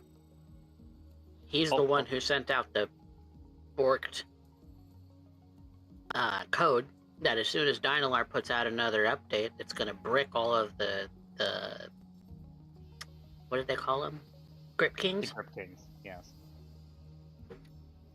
So, he wants to put out a 2.0 of his patch, get them fixed, so that when Dynalar sends out the whatever, firmware update they're sending as a out 2, it doesn't brick everything.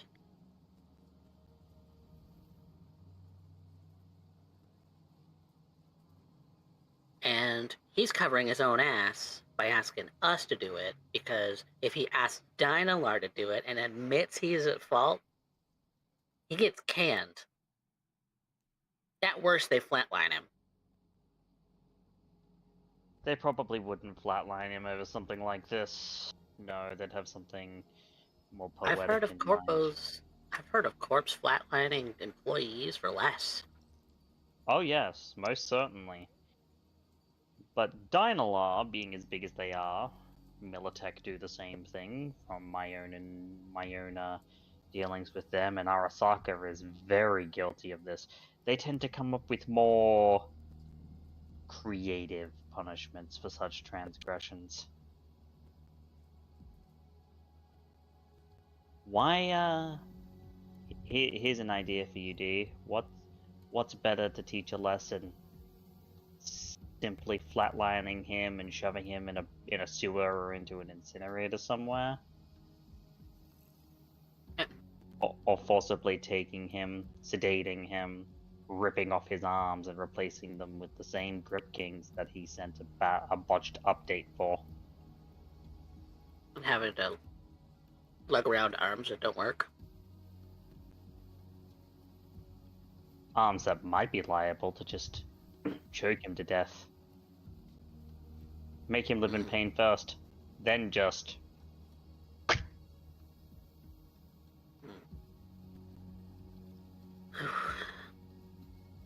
That's why I don't like corpse. Such reasons are why I abhorred going to the lab, Arasaka R&D in Tohoku. The things that they were doing there. And Kiri just kind of starts staring off into space. Lots of experiments teaching people a lesson that they may not wake up from. Oh no, no. It was all voluntary.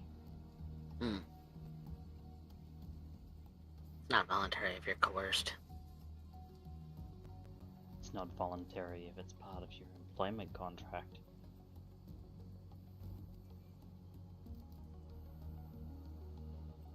You And of think course, aside from this he's fuck up, gonna- there's any dirt on Patch? Because I haven't been able to find any.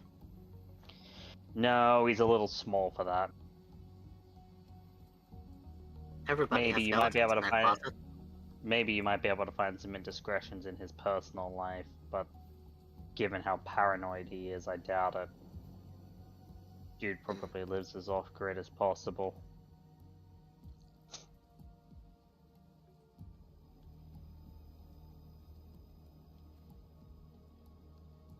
I don't really want anything bad to happen to him unless he's some corrupt, I don't know, fingers in things he shouldn't sort of deal.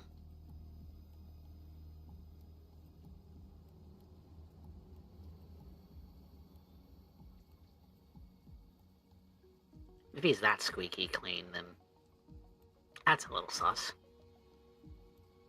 Well, no, he's not squeaky clean. You'll probably be able to find that he might have some. He'll have a vice: gambling, drugs, alcohol, women, or men. I kind of want to find proof that it was his fuck up. You'd be able to find that at the relay station. Yep. Given I have enough time to download it.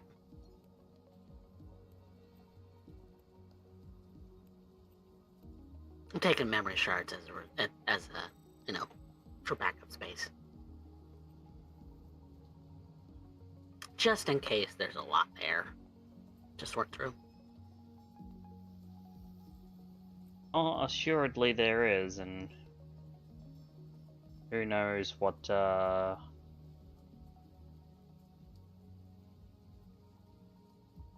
sort of resistance you'll run up against, because this is an actual corporation we're talking about. I'm not gonna do anything stupid. Please, I don't need your brain getting fried again. I only got a little toasty.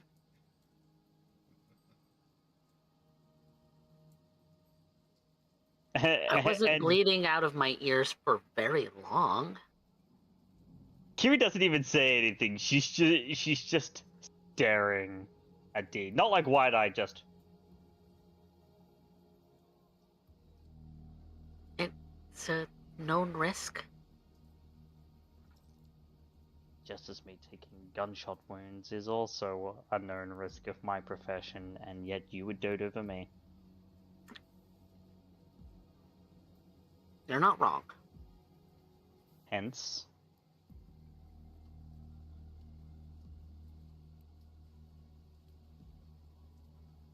Hence, we're protecting ourselves with raincoats. She pulls out this just ugly thing that looks like it's sewn together trash bags.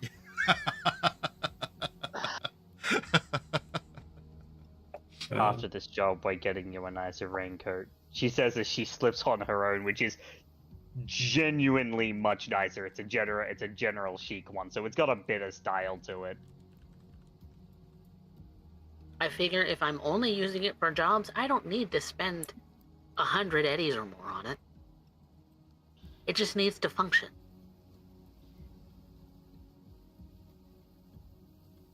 And I've got an umbrella that's clear and has LED lights in it.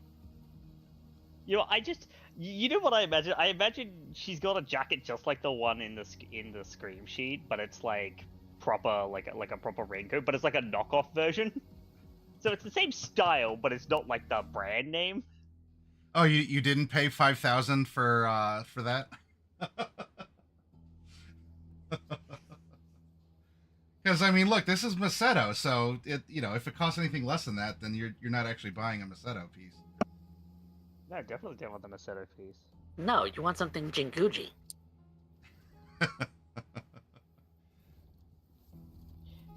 you're gonna pay 5,000 eddies, it better be Jinguji or something luxury like that.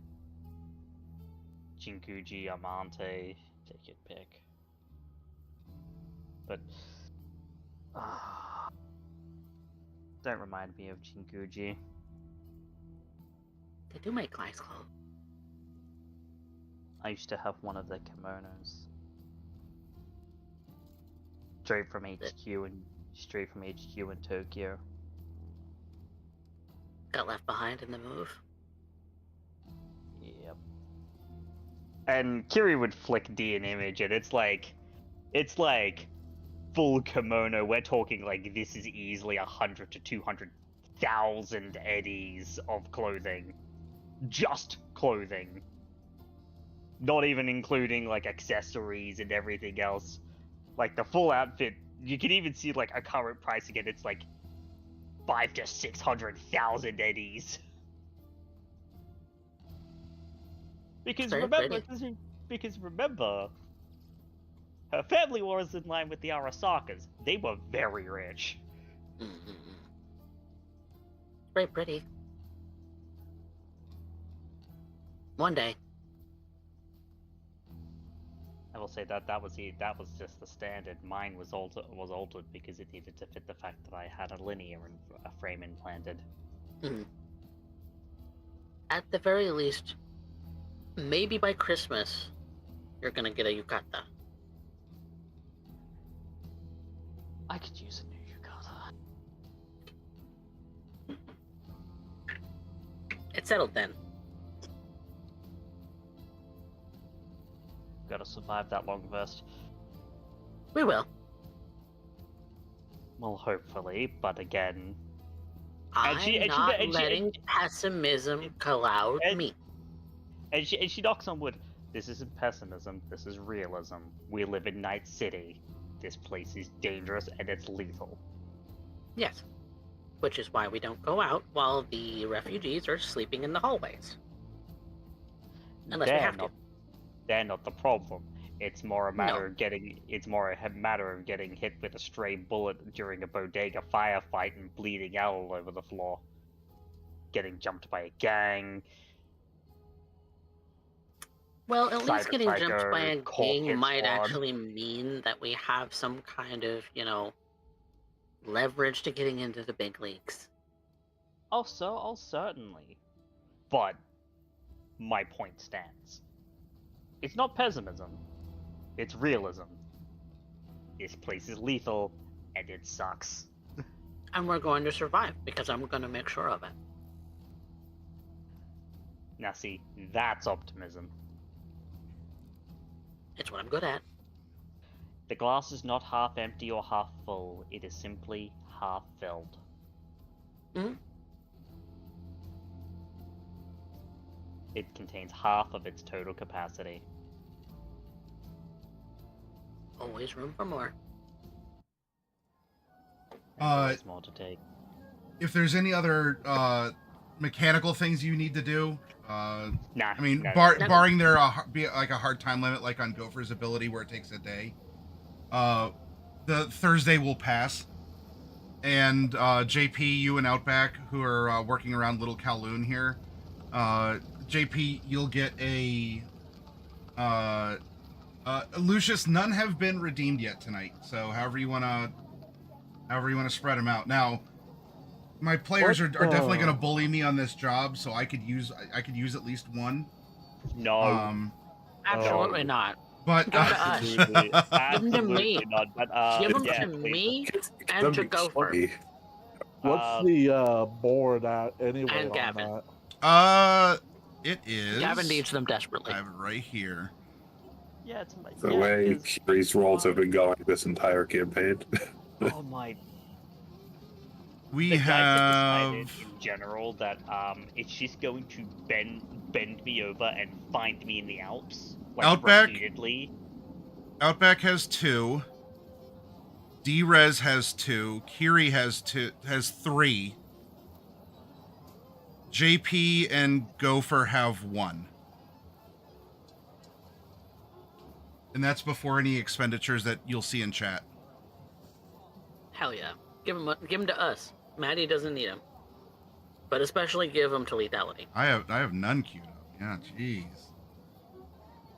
But anyway, JP, you're gonna get a. You don't need them versus me. My rolls have been so bad that like, you don't need +1s. I'll just roll poorly. You'll get a message spoken to you by Drake as Drake received an update from Patch about the location. The drop is going to happen in a residential area so that it looks like a delivery drone, which there is a lot of rain, so that's going to cause premium premium pricing for delivering of like food or items or whatever. But it's least suspicious to see drones drop stuff off to people in a similar fashion. So you'll get coordinates to a block in the city.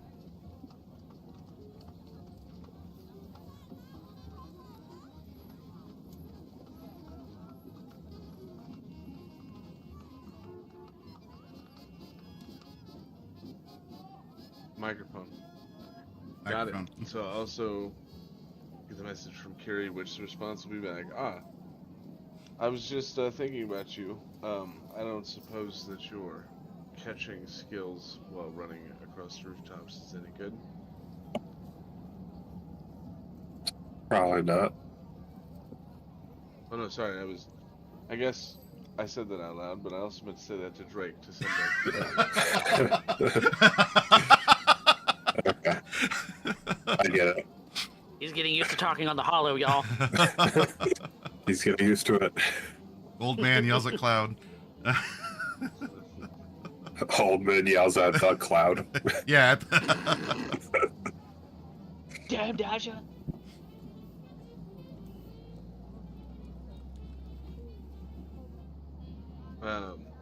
So yeah, that's the response to Carrie is how good is your catching skills while running across rooftops?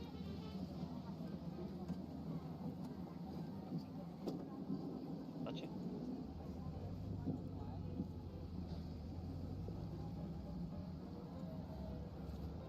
What did you say? Sorry. Yeah, no, she's just basically just acknowledging the message that, you know.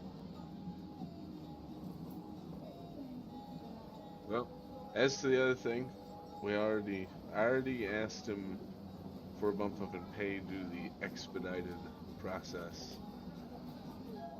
You can only push so far, and eventually the inconveniences that come with the timing and the job are inconveniences that we learn to get around without inconveniencing the client.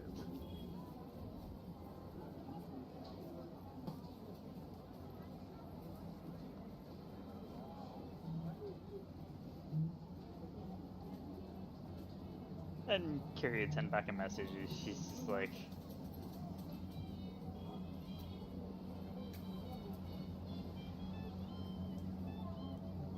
we'll see if that holds.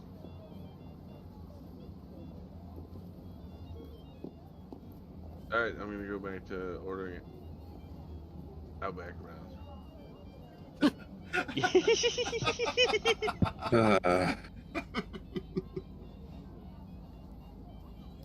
Yeah, Outback JP's been an excellent supervisor for moving all this furniture.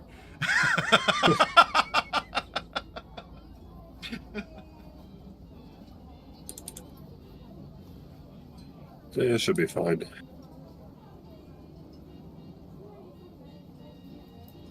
All right, well, you know where you have to be around 6 o'clock, and you know the drone to look for.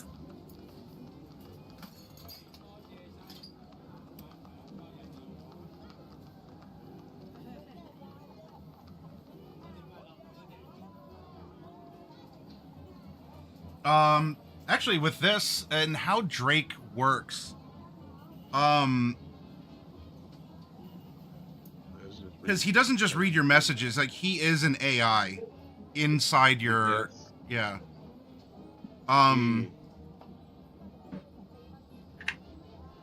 If you're trying to locate a person, your agent will not only scan the local data pool to get their location from their agent, but it can also place the call for you.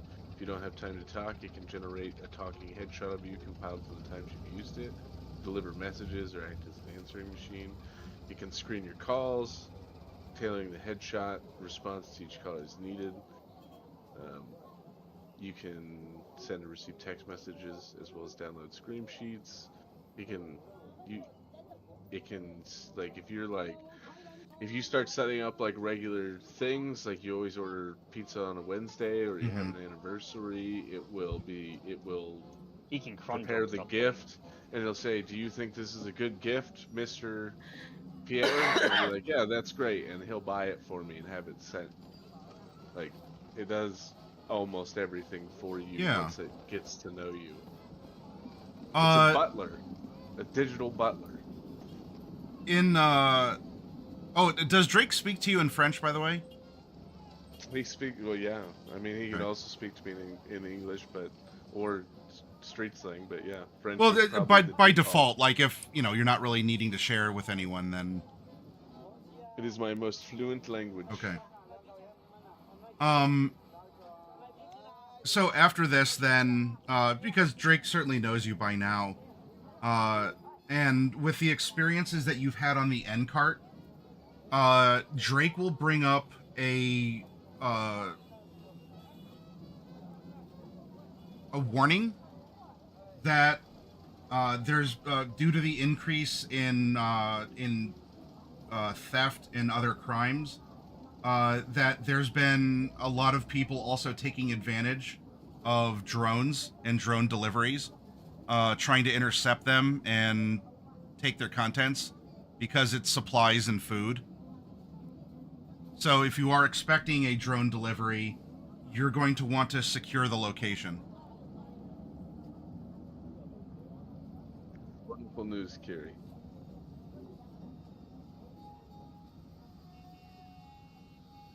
I need you to come play. Drum cricket.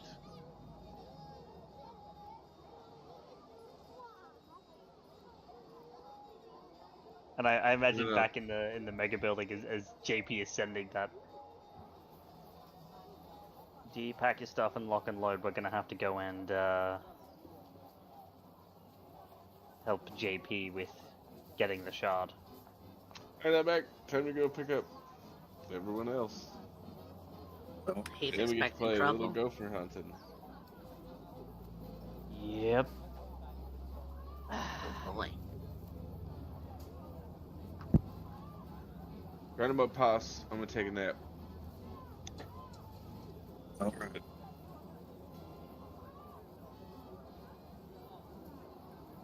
Calling him Hoss now.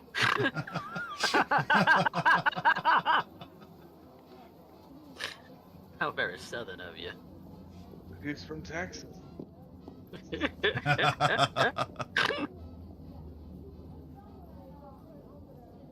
It's a part of the subtle back and forth with you not being Outback, you're Outlaw, and he's Hoss, or you tell JP, oh JP, bless your heart, and he's, oh, thank you, and meanwhile you're like, nah, that ain't what it means. that ain't what that means at all. That's some Texas southern street slang for you.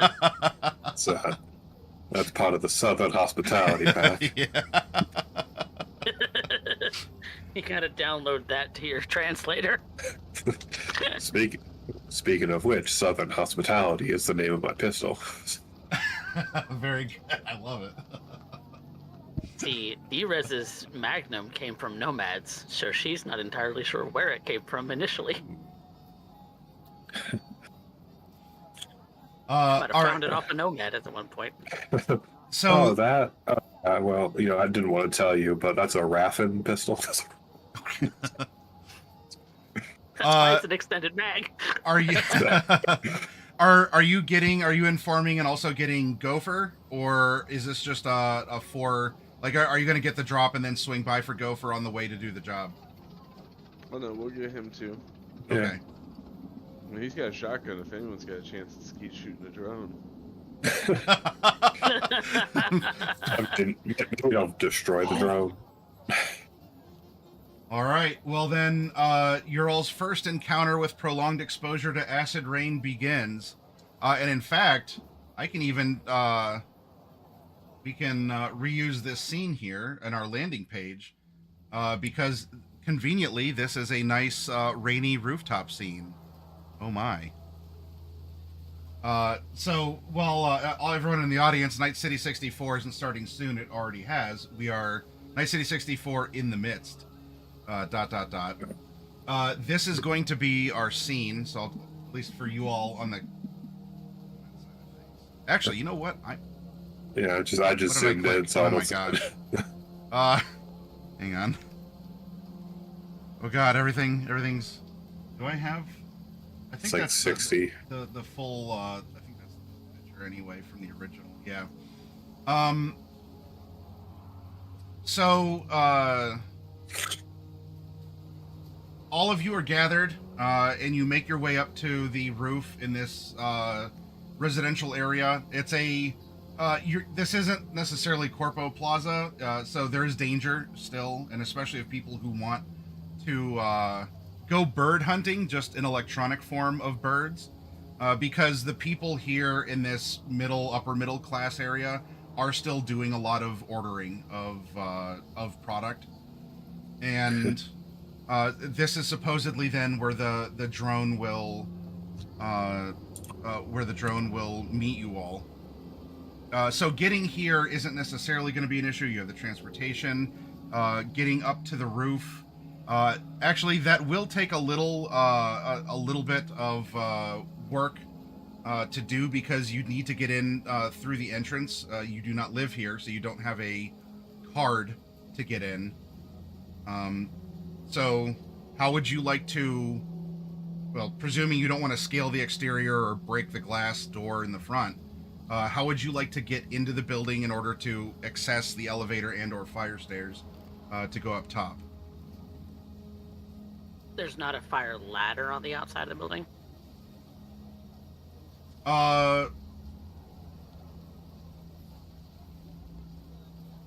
There or metal scaffolding or anything like that? So there would be, and so what we'll do, or what we could say, is similar to the the hook. It's possible, but it's similar to fire escapes, even in our IRL, where if you're going down, you can release it to go down, but it's not just an open staircase to go up. So what this could be to gain entry, because that's a good point to bring up too. So this could be a physical up, challenge. Open the grapple up, hit the release, and everyone else comes up. That's an idea. That could be possible. So you could do this physically through climbing or through a grapple or something. You can do this socially, because maybe you want to, I don't know, there's someone on the way out and you're like, oh hey, can you hold the door for us? Sorry, we lost our key or something. You could do this through electronic and or tech means if you want to like overwrite or like hack the keypad or something. Spoof the lock. So you have options, but you do need to get into or otherwise make the outside accessible. Although remember, if we're talking the physical, it's possible, but it'll still be a slog in the rain, because the staircases have to. It's not just one lever brings them all down. Like you'd have to do it for every floor. Because the staircases. So if you're going down, it allows everyone to escape with it dropping, but it keeps people. So it's not the stair kind. It's because normally the fire escapes are they're stairs all the way down until you get to the bottom, and it's a ladder to the floor, which is normally raised. But no, if this one is like full ladders all the way up, and they're all raised, then yeah, it's easy just to spoof our way through the front door. Approach this how you will. You're a group with diverse talents. Lean into something that you want to practice, or you even use as a warm up for this gig coming up. How would you like to get into the building? Well, Gopher, I already said that you'd be using my hand cannon to get along the building, so I guess you can use mine to get up that way if that's the way you want to go, if they don't open up the front door, I suppose. I could try spoofing the locks, but I just need to be somewhere I can't be seen to access a terminal.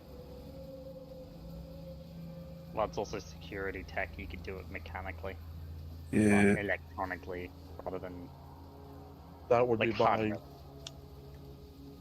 my expertise, and it'd honestly be faster. I mean, you did just buy a new tech tool, so Yeah. might as well put it to use, right? Right out. You want to open up the lock panel and cross a wire?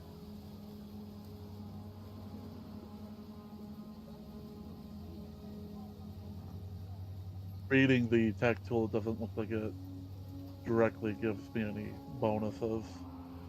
No, but it just means says that you you're equipped with You- tools to do the job. So you don't get any negatives. Because you have whatever tool you could possibly need to do it. You also get to show off to the rest of the crew. Oh, I'll just use this new tech tool I bought.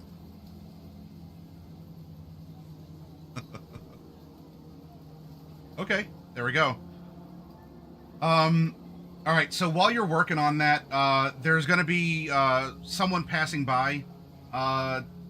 They're not stopping, like reaching to get a key card or something. Do you care at all that this person is a passerby? Look, because this isn't like oh, I'm gonna hold this to the panel for 3 seconds and it's done. Are you all providing cover, or do you want to? I'm gonna block line of sight to Gopher. I'm gonna be in the car still, and I'm gonna try and talk that person, and like, oh, hey, I'm new to the city. I need some directions. Could you help me out? Okay. So Gopher can block about 2/3 of Gopher, because she's a small. Yes. Gopher can block Gopher. D-Res. Or D-Res, I mean, yeah. Hey, it's Friday. I get to mix up Gopher names. can block Gopher. It's my Friday, and I get to mix up the names. Yeah, that's right. I'm the one in charge here. I get to fuck everything up, not you. Gopher. We just see Gopher perform like violent mitosis in front of us, and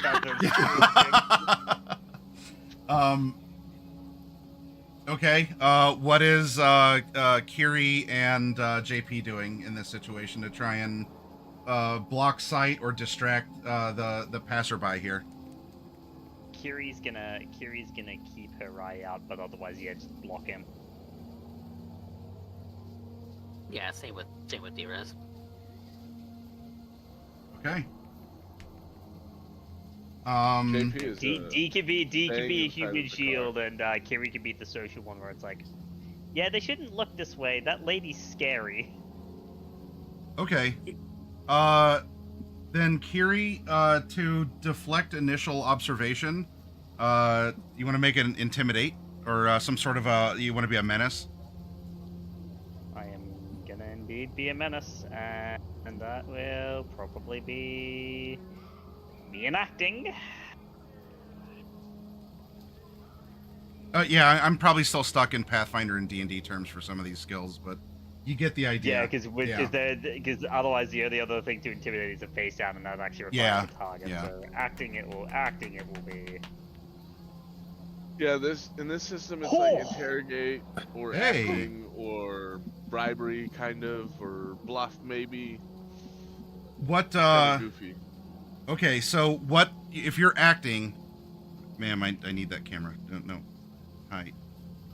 She likes you all. She's rubbing on the crew cam here. Baby. Hi, Nisa. What is your act? So the act here, and I mean, it's really not that hard of an act for her to do, given she's done this. It's like second nature to her, even without all the wear. It's just she positions herself as this imposing figure that if someone looks their way, it's like, oh, yeah, we didn't see anything. We don't know what's going on.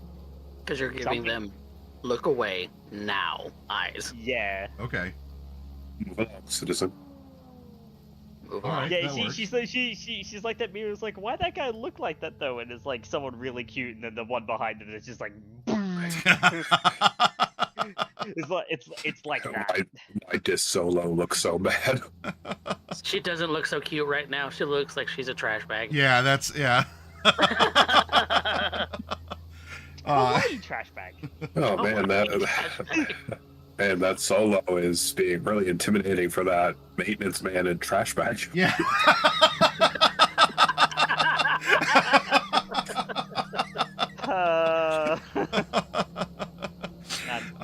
All right. So yeah, you like it's all in the eyes. As a passerby goes, is walking along, and then just meets your eyes for a moment. You just have that stone cold stare. It's not exactly like the anime trope of like the girl delinquents who are all like squatting outside with the with their weapons over their shoulders or something. The pirates, the female pirates in Limsa do that too. I noticed.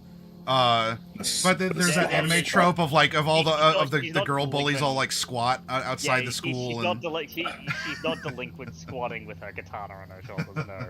Although, a coffee character idea, you can draw Kiria to Seifuku in a delinquent squat with her katana on her shoulders. Just with that, the kind of what we were showing earlier, you got like the dark shading over the eyes, and you got the one fang with a glimmer or something. But yeah, so we get you absolutely just divert the passerby's attention here.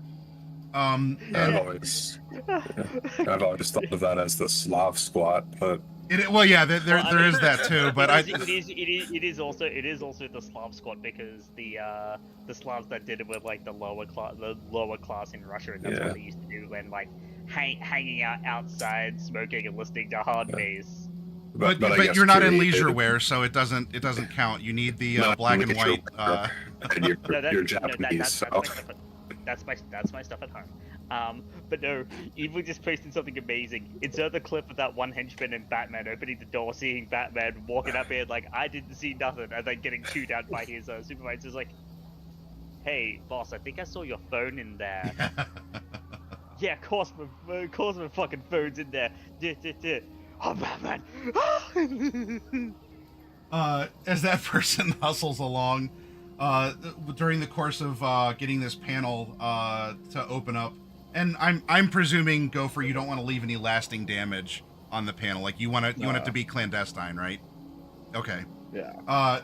Then it's the folks in the car turn, because as there's the walker there, someone else is making a wide arc around the menaces lurking outside the building, but that does bring them close to they're kind of looking around because that one person hustled away, and of course looking around means they could notice something. So if Outback and JP, you said you're in the car too, if either of you want to keep this person from rubbernecking a little bit too much, this would be your time to shine.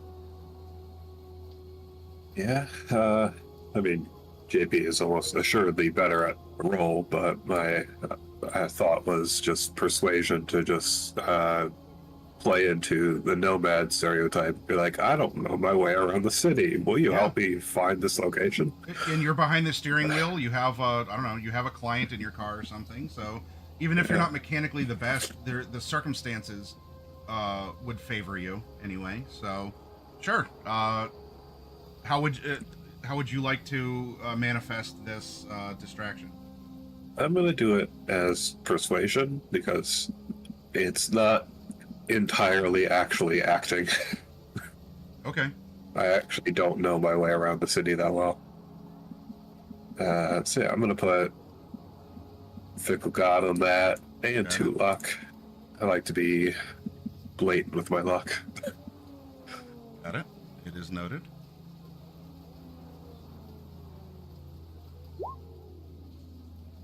That's a 17. I think you have.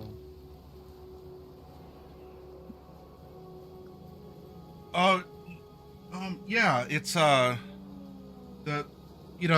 wanted to see what was going on with the people at the door, but you call the person over, and perhaps it's seeing the other person who is absolutely menaced away from the front entrance, comes over, and you can engage in, oh, hey, there's this, or, I'm on my way to here. Is this block flooded? Do you know, or whatever?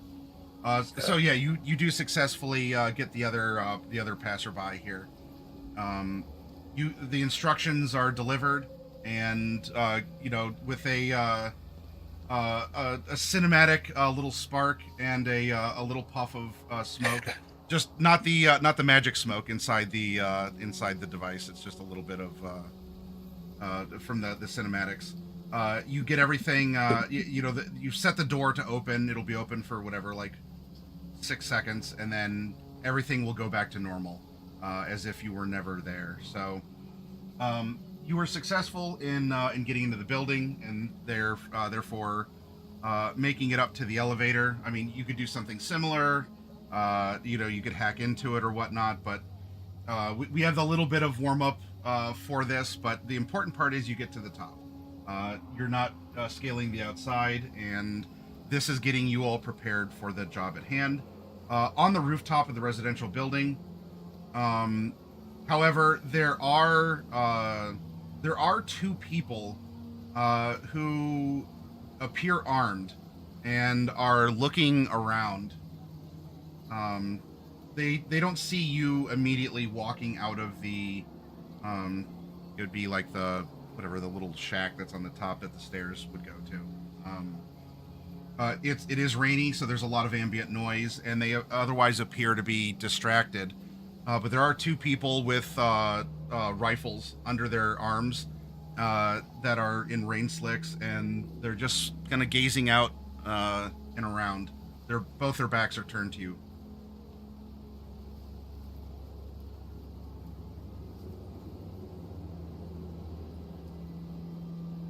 You think they're waiting for our drone?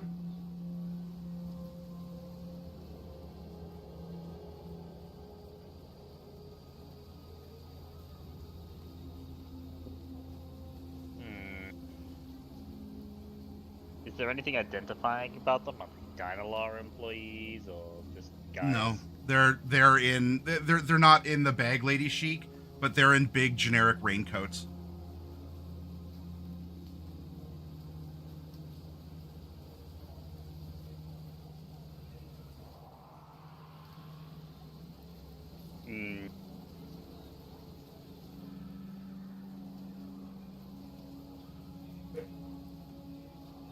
Okay. Do we wait and see what they do, or...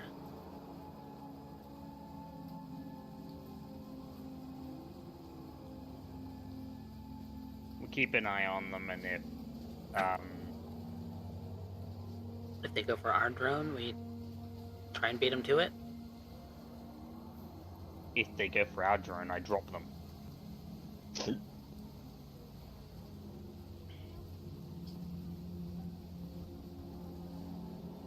Okay. Would rather not kill anybody. Well, then they'd better not touch our stuff.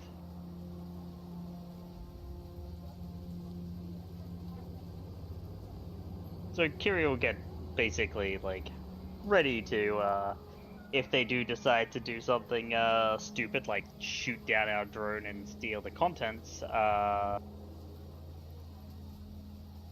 Kiri will basically pop her Sendevistan and probably plug the both of them. Okay. Could Yep. What's going on, Gopher? could be practice for taking them out non-lethally. JP, you get another message from Patch, and telling you that the drone is on its way. It is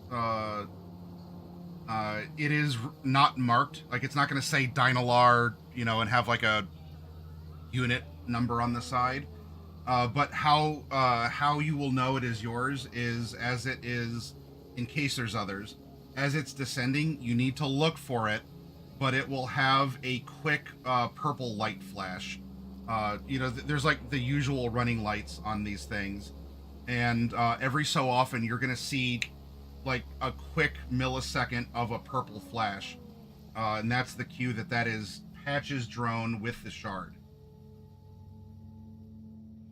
Alright, everyone on the roof, look sharp.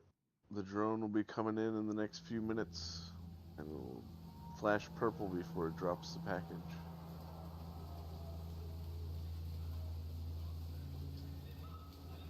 There is a drone that is on its way, and it is approaching the building. As it is approaching, one of the people with the rifle holds it up and is at least tracking it and could very well shoot. So you need to make a call if you're going to stop this person from shooting this drone or not.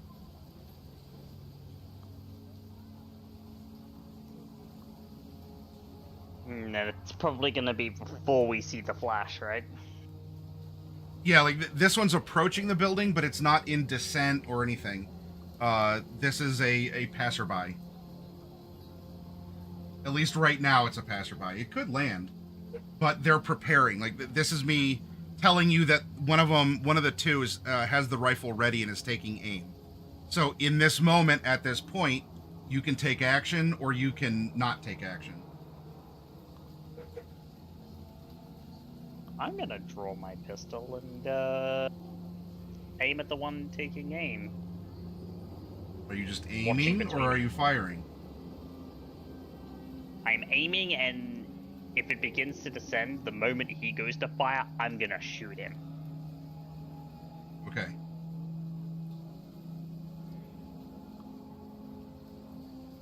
By the way, where are you all on the roof here? Because I described what you saw as you exit the, or as you like open the door from the little shack area. That would be the top of the steps. I'd probably kinda- be behind the HVAC unit. Yeah, I'm Okay. waiting by the stair shack. Okay. Are you're trying to stay out of sight? You're not like lurking in the door. You're hiding behind it or behind like Yeah, a big I'm AC kinda- unit or something. I'm watching, but I'm sticking close to the stair shack. Okay, Gopher. Probably doing the same. Okay. All right, you're lurking around. All right, well, we'll see if a stealth is needed. Right now, you've been undetected. You haven't needed to roll for anything in particular.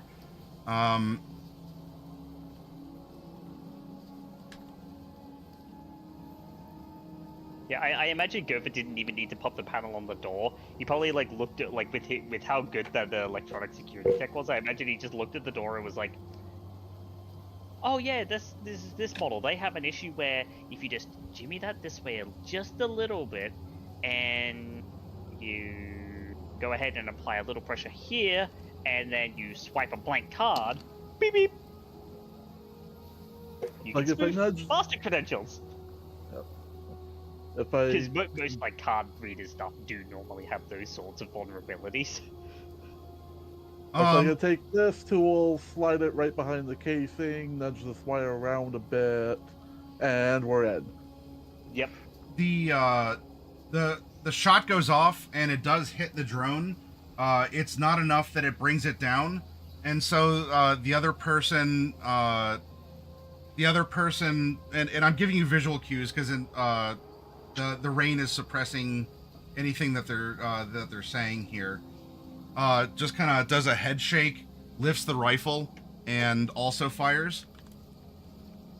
The drone though does give an audible like as it's hit, and one of the four rotors is like shooting sparks out.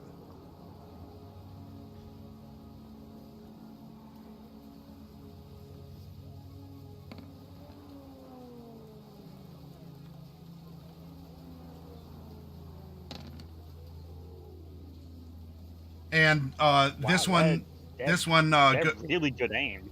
goes through the drone, and it begins it crashes on the roof, and both the figures go over toward the drone. Anything in this moment? I'm watching them. Okay. I said I'm watching them. I'm ready to fire, but I'm watching them to see what it is. If they're just salvaging a regular drone, then fine. As soon as you notice that there's a shard in there, because drones like this normally don't deliver shards. It's normally groceries and, like food and cybernetics and things like that. As soon as there's a shard in there, because that's kind of weird cargo. Perception -2 because of the rain, to see if you notice any purple flashing or things that would be uncommon for a delivery drone. Would that mean that those guys are base 14? The two guys on the roof. Would that mean that they're base 14 if they're taking a -2 too? Because they'd be taking -2. No, I subtracted that. Yeah, so that would mean that they're base 14, right? For those guys. Because No, I 14 like minus I 12. took it off in my. I rolled what they're at. I just subtracted it. Oh, you took it off afterwards. Okay, so Yeah. they're base 12. Alright, that makes sense. Good shots. Because given that, like, I'm considered a professional and I'm only base 14. But, yeah, I will go ahead and make that perception.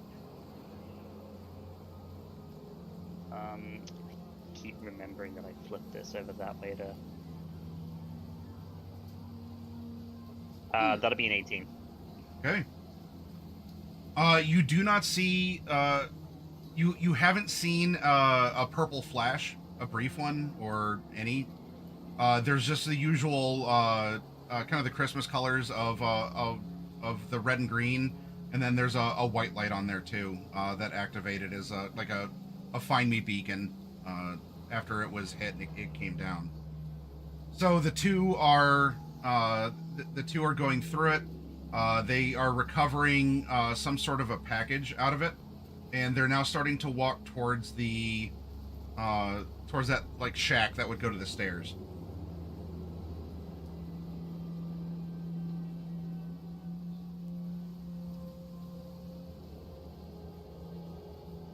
Having a look at that package, does it look like somewhat nondescript? Because I imagine a shard transport's probably gonna be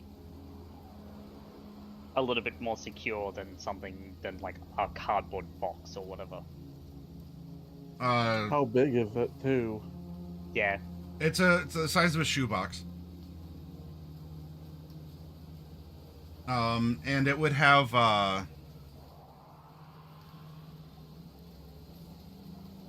I don't know what would be the Amazon equivalent here. You know, just like a big delivery, like a retail delivery service. Big delivery company. Yeah. Arasaka. Typically Yeah, be probably. that. Oh, Given the time period, Militech. actually, you know maybe. what? Because this'll spoilers. This is going to play into a scream sheet.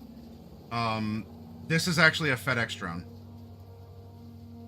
Okay. Like the package the drone doesn't say it, but on the package it would say FedEx. The drones are meant to look generic so that no one can actually like pick it out and, you know. Looks like every other drone. But the package that comes out does have that. So yeah, spoilers for a soon to be released scream sheet. There's a FedEx involved. And what did the JP say the package was going to look like? The drone that's delivering a shard. The package was never described. Oh, okay. Yep.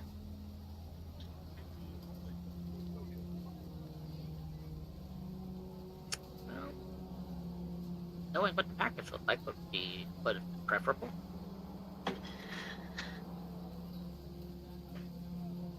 Otherwise, I do want the three of you to make stealths though, because as these two hunters are making their way back, they would be facing the area that you're hiding. I'll make a stealth. ooh, that's the highest I can roll without a crit. Stealth, I'm good at that. I'm good at that too. Okay. Oh, I'm really good at that. There we go. You fade into the shadows there. Oh, ooh. Oh, Ooh. Only see Oh, two not of you. not enough to see into the shadows. But yeah, the one that's not carrying the package,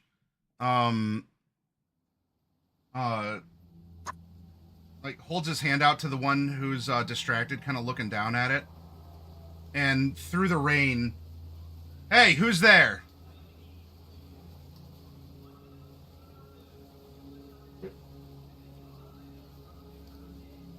If they're popping through, I could just imagine, given the just how good I rolled, that Kiri could move around, and they just hear the click of a heavy pistol. Move along. Well, subtle noises aren't going to be heard. You need to shout through the rain, or you need to make big noise. They shouted out to you all. There's going to be no I subtlety mean, here. could just kind of tap it against their head. Yeah. Well, they saw you. They're not in your midst. They saw you on the approach, so they I was stopped I was approaching. thinking more than For I was Kiri. thinking more than I sneak around and That okay. All right, I see. yeah.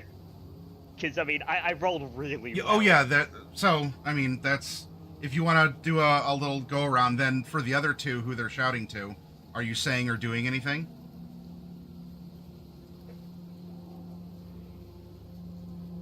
I'm just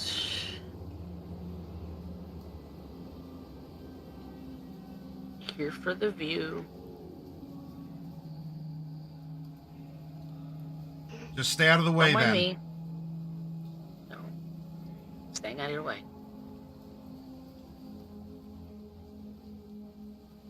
What about the Nice other shot. person? There's two of you. I'm with her. Stay back. You saw nothing. You heard nothing. You understand? Solid shot, though. Say it again. Solid shot, though.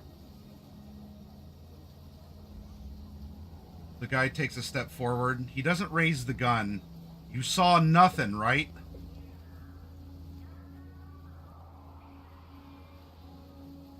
I didn't see you.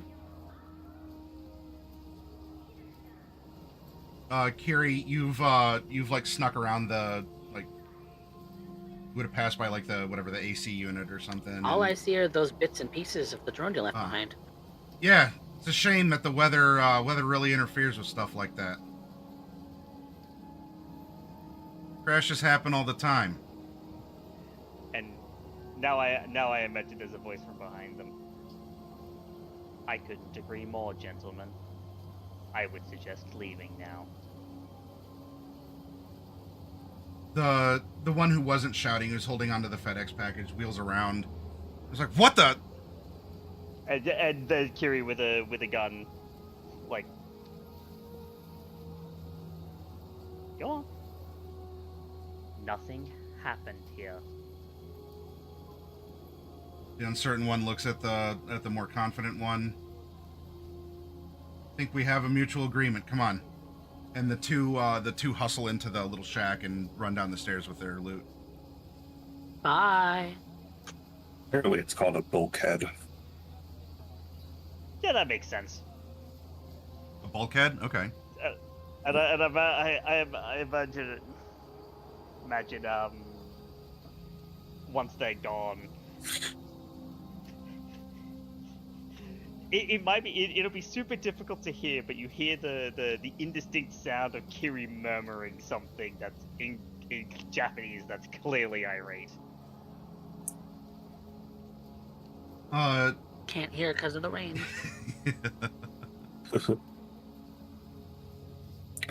Yep, you'll have to phone it in or shout. Fortunately, the rooftop seems to be cleared of miscreants, and after not too much longer in the rain, which definitely has it has a smell to it. Not as bad as the floodwater for sure, but it is. There is a diluted chemical of some kind coming down out of the sky. There's another drone that's on the approach, and this one, instead of just passing over, is stopping, turning, and for the briefest second, there's a quick purple flash as it's in the final few, like the final few yards of descent or meters, however you want to translate that. That's it. That's the one. Powers.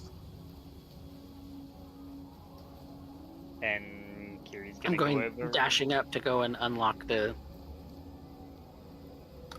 drone. Okay, and inside is a little capsule. I mean, it'd be kind of like a little case like this.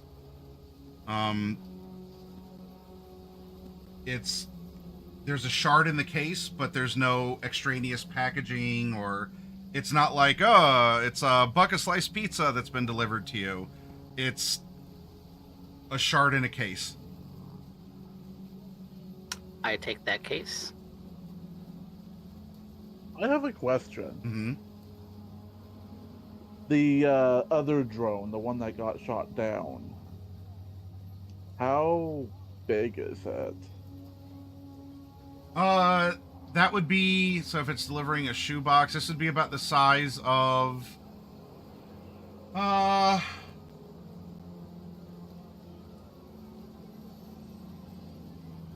say it's about, we'll do this in freedom units, so it's about the size of a washing machine.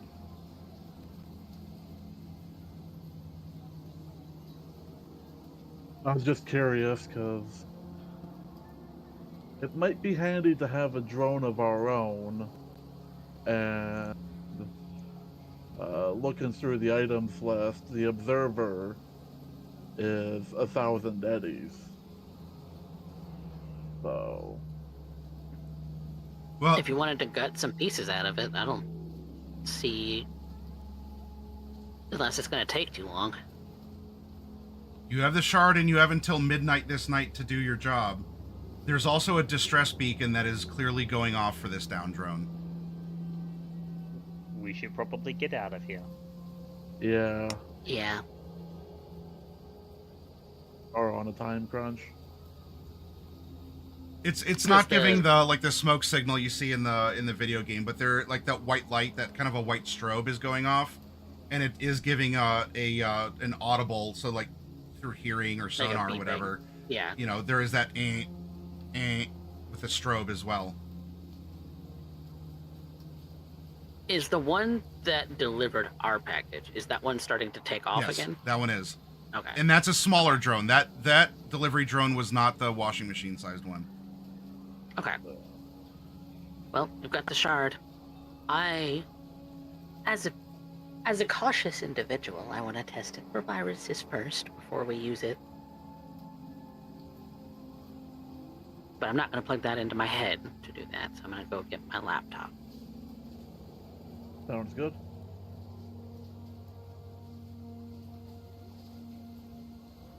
All right. Well, JP and Outback, you hear that the delivery was made. Oh, lovely. Wonderful news. Bring it down. I've got a container for it.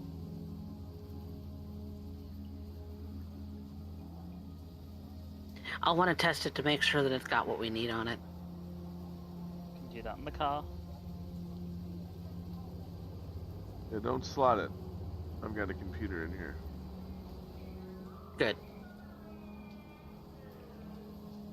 And I'll Sorry, but start making my way down. Yeah, I imagine Kiri's just like, yeah, we're going now, Okay. because recovery agents are probably coming right now. Because Yep. because those transport drones are 5,000 eddies apiece. Yep, going down the quickest way we can. And you I thought don't think you wanna Segatari do was that. mean. Wait until FedEx gets a bee in their bonnet. Pretty sure the quickest way down would be jumping, so don't do that. But No, 'cause I will take fall damage. I'm not immune to fall damage. Neither am I. Although I could parkour my way down. And speaking of which, there's a big washing machine sized delivery drone right there. So you make your way down, you hop into the dust rattler, and where are you going? Are you going to Sector 4? I can't drive very well in Sector 4. We're getting The water's kind ready of to deep. go to the edge of Sector 4. Mm-hmm. All right, then. To the edge of Sector 4. And I'm going to use JP's laptop to test this thing for A, what we're looking for when it comes to slotting this thing in where we're supposed to, and B, if it's going to have any viruses, should I want to transport this thing a little bit more, a little bit more concealed, like slotting it.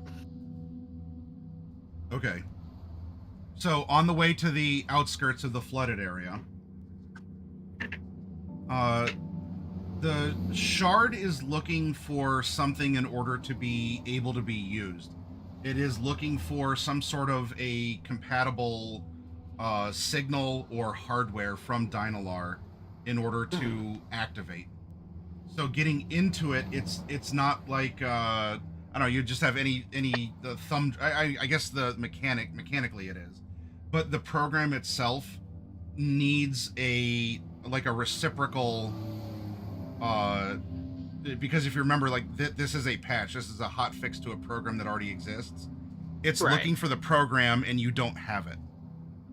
Okay. You can determine that there's data, like the shard isn't blank, but there's nothing that you can invoke it to do because it doesn't have a way to do the thing it's meant to do.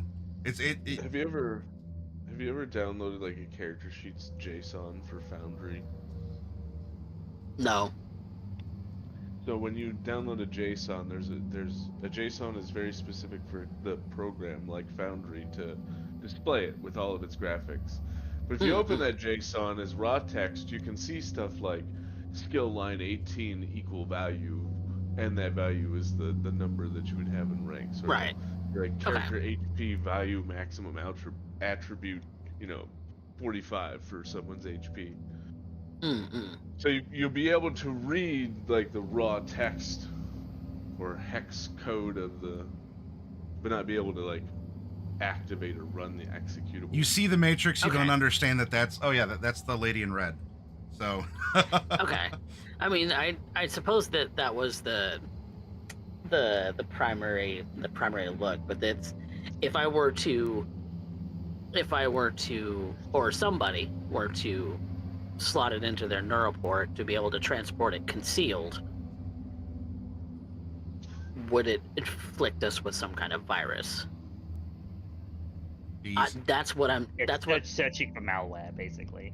Yeah, I'm searching for malware of any kind.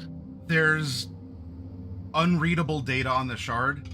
It doesn't appear that there's a I don't know, like some known worm or virus that is a writer on it. It's just a shard with raw data. So it doesn't do anything to JP's computer when I slot it into the computer, so I can assume that it won't slot in. No, it would just spit out an error that it can't. Hey, Matt. It can't read anything. Like it detects it. Like this is a shard. It has been formatted in a way that the data has been put on it, but it can't do anything with it. And and there's not like extra files on it, that are something. I'm sorry. What evil? Your camera is out of focus on the stream. Sorry, I have a cat that's a one cat swarm, and I've been looking away, so it's probably trying to focus on me looking back and forth a bunch. All right, thank you for letting me know. So yeah, it appears to be raw data with. Now, is there something inside the data? Maybe, but it's not a separate file. It's not like when you install it that. Man, what's this little 10 kilobyte.exe that's a writer on this other program? Let's just double click this and find out what this executable is all about. Okay, yeah, that's primarily what I was looking for, just to make sure that if we wanted to carry it a bit more concealed, aside from in the little case that it's in, because a case can get lost in the water, and slotting a shard, unless it's forcibly ejected, isn't gonna go anywhere. So it's up to you if you want to carry it internally. Otherwise, you have a case and a shard inside of it, or that can go. It's in the laptop. So she hands the shard to Gopher. Do you want to carry it in your neural port?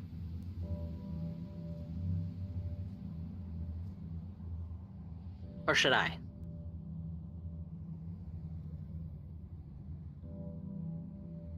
As far as I can tell, it's harmless until it gets to its destination.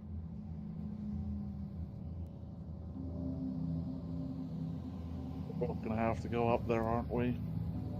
Might. Yep. It's not a might.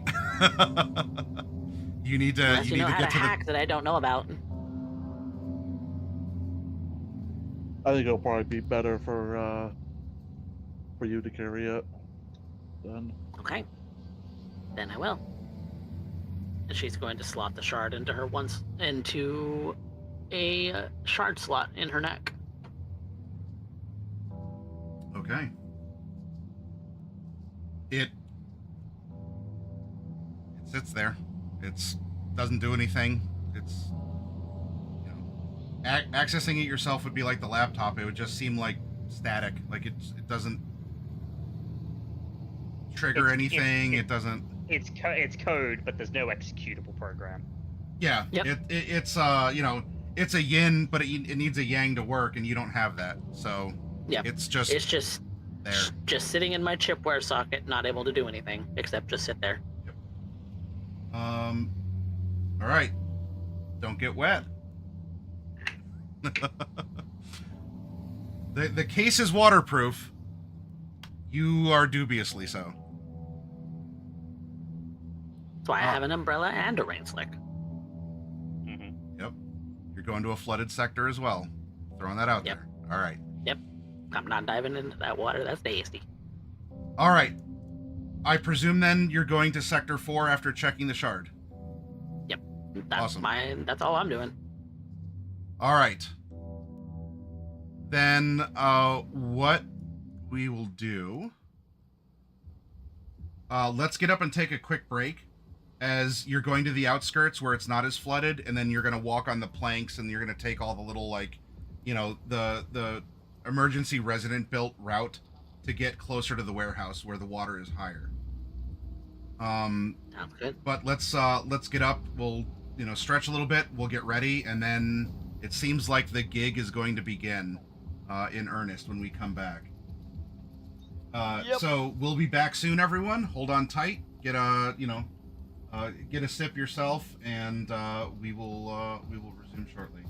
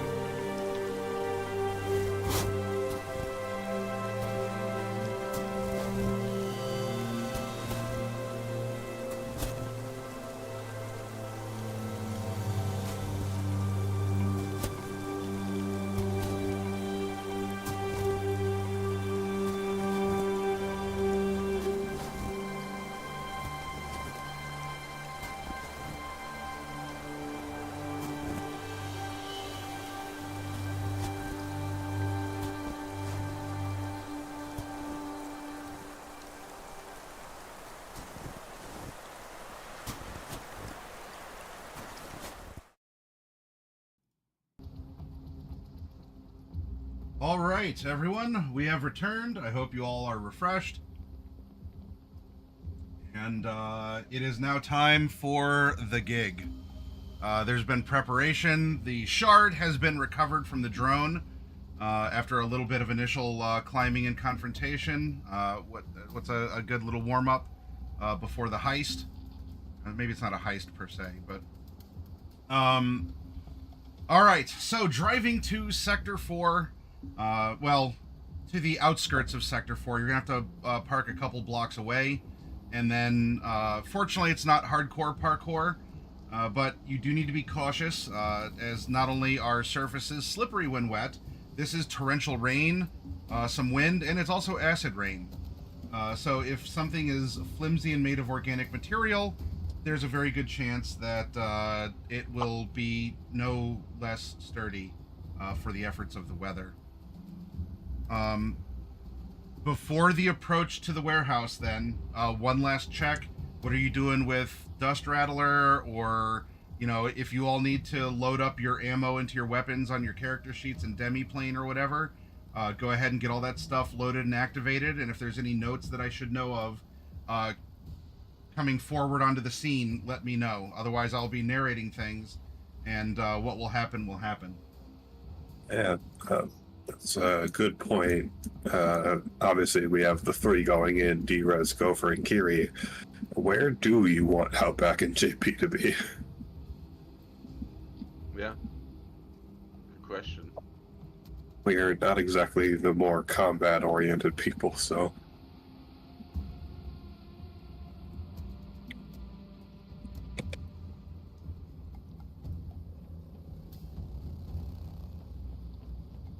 Yep, you gotta tell me. Personality, if you're talking, I cannot hear you.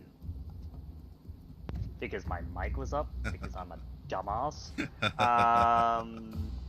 Professional streamer! So I was saying, having you guys somewhat nearby to run distraction, at least, would probably be useful. Yeah, because... Yeah, I can do that if you need to, but... options would be rather limited. Well, I'm also thinking that, like, distraction might also include just hucking a grenade.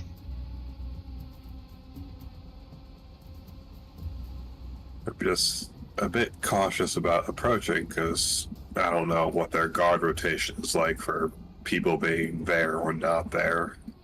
Either way, they might have a bit of a suspicion on my car if I'm just idling nearby. Oh yeah, no, that is a concern, like somewhat of a concern. But... And outside my car, I've got a single pistol and not much else.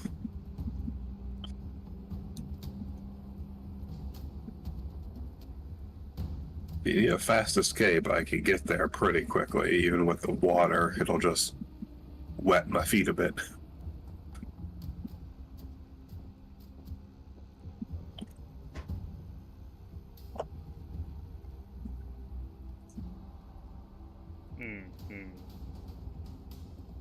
And I myself am not much in the way of handling people face to face no more.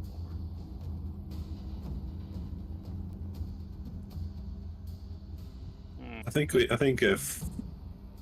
me and JP can stay in the car. If you need a distraction, I'll drive straight at their front gate and throw a grenade on them. That works. Hopefully it doesn't come to that, but I genuinely do not want to have to start dropping bodies unless it's, you know, unless we have no other choice. I've already made plans for that, by the way. Good to know. Well, you know the Because, I mean, you know the they're going to want emergency to burn them if they're floating in the water. Yep. Well, you know the emergency code word we use, so good luck. Hope you don't need to send it. Yep. Orange chicken burrito. She's shaking her head like, I didn't come up with this. I didn't agree to this. It's completely and utterly nonsensical, which makes it the best code phrase ever. It means nothing to anyone other than us. You know what? That is completely fair. Alright, well, get out there, try not to drop too many bodies, and don't let anyone drop yours. Don't intend to. Yeah, that sounds about right. But if you do need to make a very hasty retreat, I will just mention that, small as it may look, I can tow up to 10 tons in this rig, so if you need me to just pull the gate off its hinges, I do have a tow cable. That's good to know. And that's Dust actually Rattler's very got a little bit more bite to her than originally anticipated. Oh, yeah. She's a survivor. She's a scrappy thing. Yeah, you don't get this kind of horsepower in a stock factory car, so. Yep. All right. Well, then, everyone in the audience, you know, you can say it The along gig's with me. on. This is where the party splits. And This is where the fun begins. and this is also coincidentally when the fun begins.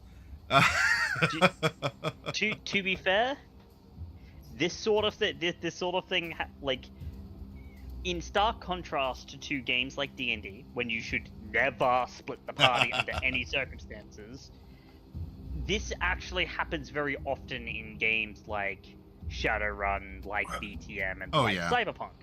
Splitting the party happens very often. The game is designed to handle that. Yeah, because the game is designed to handle Ocean's 11 situations. Correct.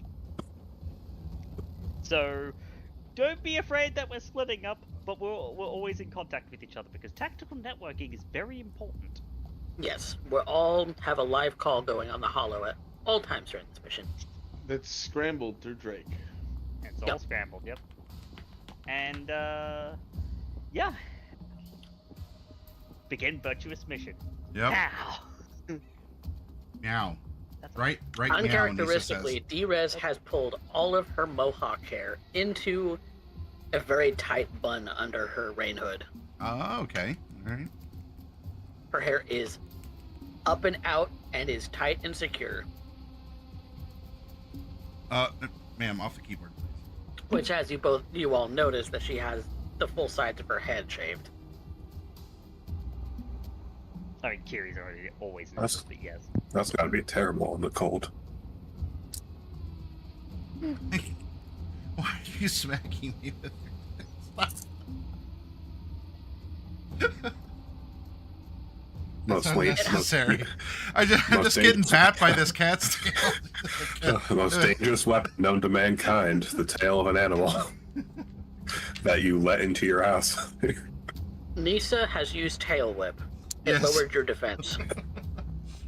All right, so the approach begins. JP and Outback are in Dust Rattler, a couple blocks away.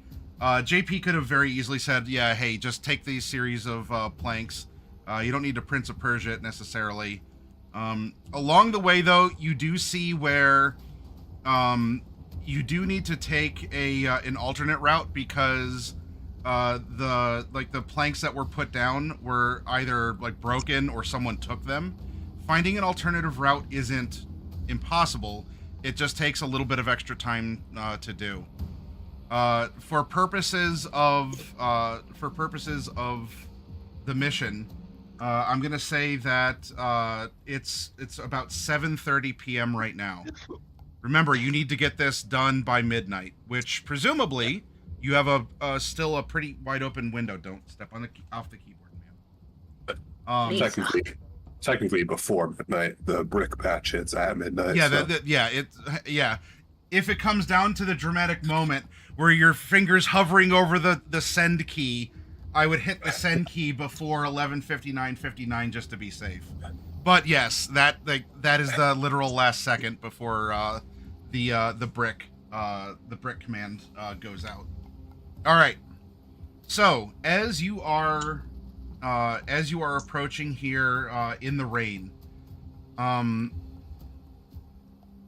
you are noticing that there's everyone is just hunkered down because these were shells of buildings. People are just inside their tents. There's a couple who might be milling around, but no one wants to be out in this. They don't want to be close to where the acid rain is spraying in from a hole in the wall. Moving, not that moving around is necessarily bad. There's a couple other people who are doing it, but for the most part, there's no one who's watching you or is rubbernecking, unlike what was happening on the street in front of that, kind of upper middle class high rise that you were casing, because everyone is too busy huddling and not wanting to, get this fever, or they don't want to get melted by acid rain and practical stuff like that. Good deal. There's no lights on in here too. Like people would have lanterns, or they'll have a fire burning somewhere, like in a tent or just outside of it. And then more in particular, when you get to, when you follow the routes back to about where Kiri was, and you can overlook the warehouse. There are two things that are visible with no need for perception, even at a negative, because of the rain. One, this would be three things. One is that there are no guards inside or outside the perimeter. Two, Convenient. there are absolutely zero lights. Well, not that there's a lot of windows or... Hey, ma'am, off the keyboard. Ma'am. Stop. But there's not even like emergency stuff on, like an emergency like floodlight or something outside on the warehouse. There's no lights, like in particular. There's no flashing lights on the beacon tower.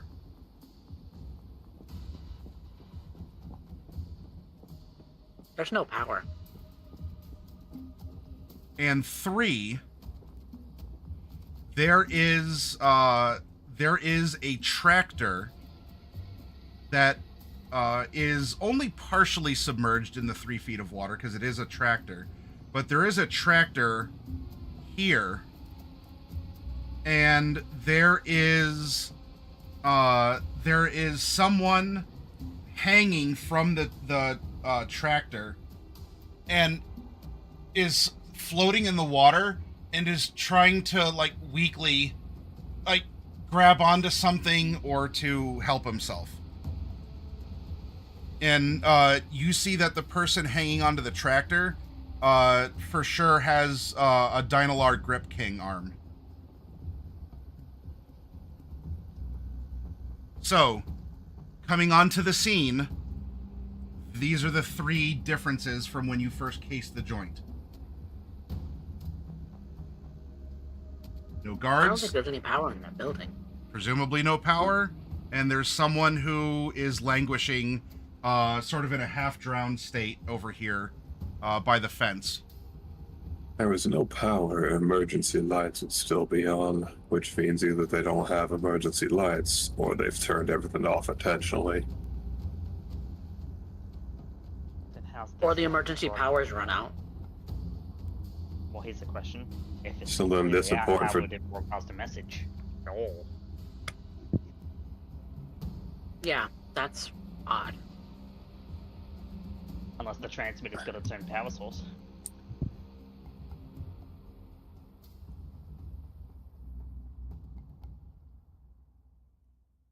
Looking at the cameras, do they appear to be on? Like red flashing lights or things like that?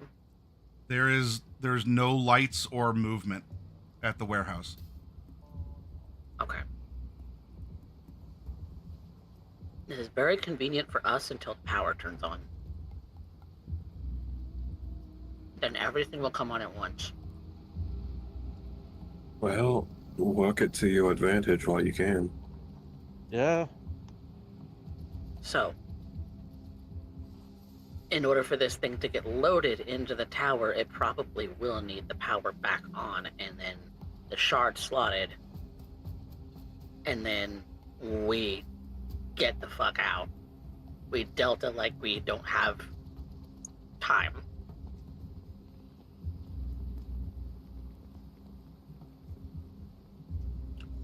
Yeah.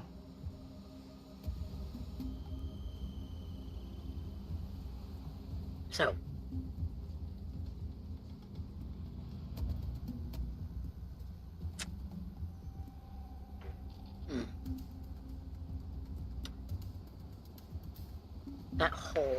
fence is going to present a problem because the only way to get through that right now is to swim underneath it. Take a pair And of I wire shouldn't get cutters this to the shard fence.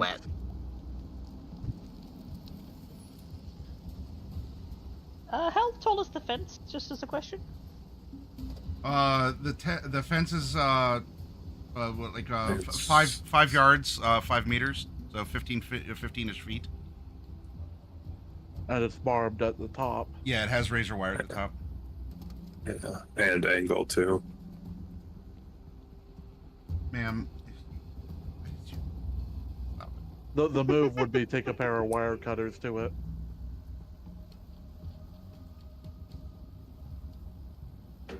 That way I can be above water and standing and not have to worry about getting the shard wet.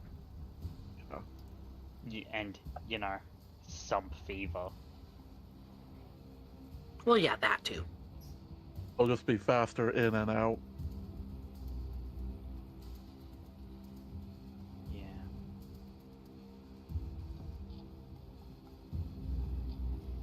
I just... Something is wrong. This doesn't feel good. It doesn't feel right at all. This isn't what we planned for.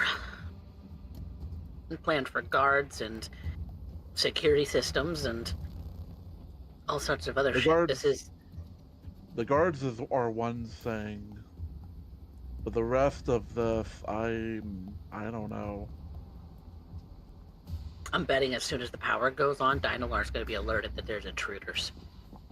And as soon as they find that out, if they have turrets in there, which I don't know, that's known to happen at Arasaka. Oh, don't talk to me about Arasaka turrets. We They don't do know what's something inside the building.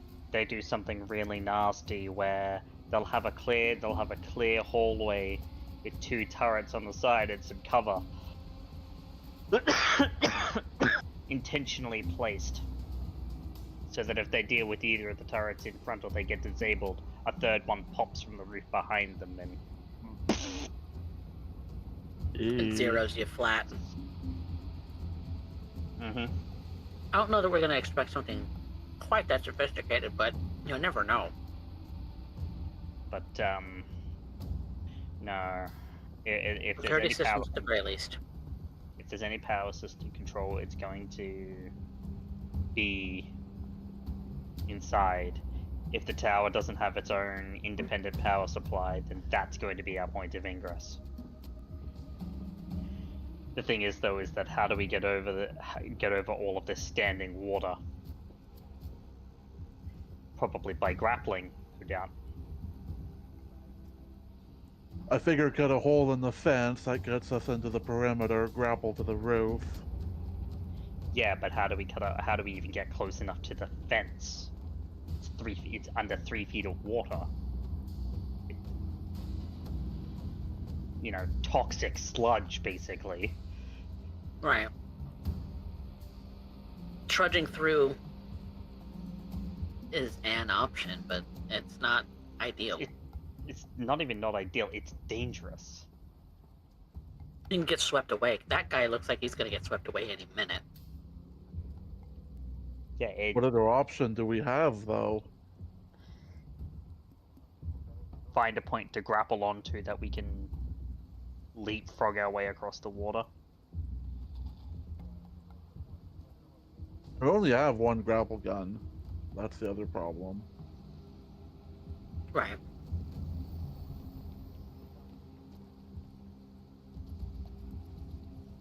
Yeah, you really don't have a horizontal option. You have a little bit of a vertical grapple option.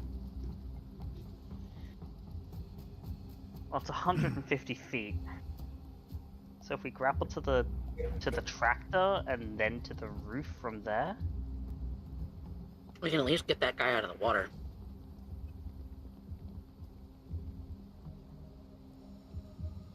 because yeah, going into the water just isn't viable. Like, as an out-of-character point, I don't know if any of you guys have ever dealt with actual floodwaters, but 3 feet, no, that's death. Yeah, you're swept away. Yep. You're swept away. That's death. Yeah, if you don't have anything to hold on to. Like, Well, while there is some movement to the water, it's not rushing. Like this is a collection area. That's why it's raised up so much. This is more like swampy, stagnant. The rain is coming down. There is some water movement. The guy's not like gripped onto the tractor and he's like flapping or anything. He's trying to, every so often, like he's trying to keep so he can breathe, right? He's trying to keep his head up above the water as it's still kind of coming down, and there's like a little bit of splashing. But there's not some great current flowing through. Now, there's other dangers. There is the fever that, I mean, hopefully you all don't expose yourself in a way to contract it. But I guess the fact that there's probably stuff under there that we can't see. there would be hazards like that, though. That is true. If we were going to try wading through it, we could grapple hook the fence, and then all hold onto the grapple hook line. But Just in case, yeah. Well, if we get to the tractor, we can go from the tractor to the roof.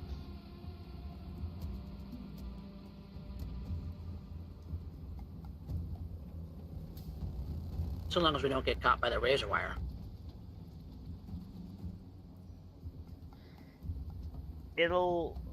Razor wire is kind of nasty, yes, but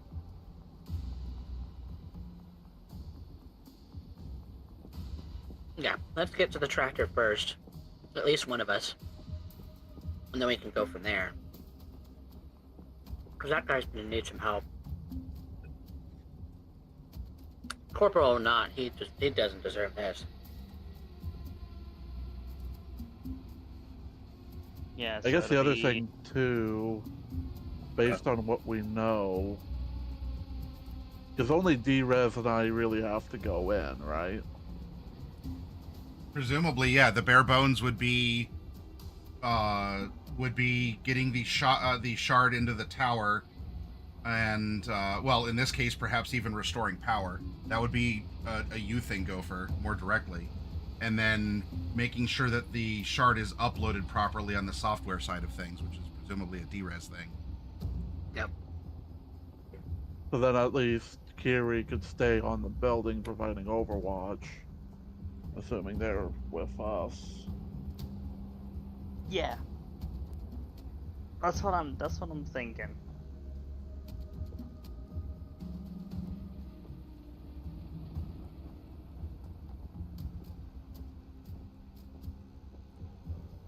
And if you and I are going together, we're going in together as a team.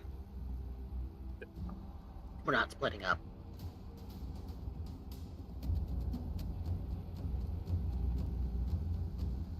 We'll make sure Alright. to hit the power and security first. Make sure we know where those are.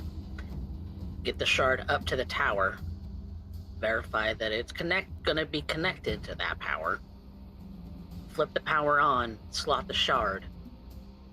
Make sure the program runs, and then Delta. Yeah. That's my plan for inside.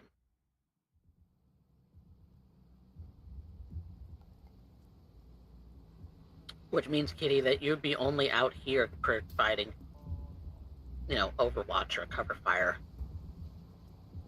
We'd be on our own inside.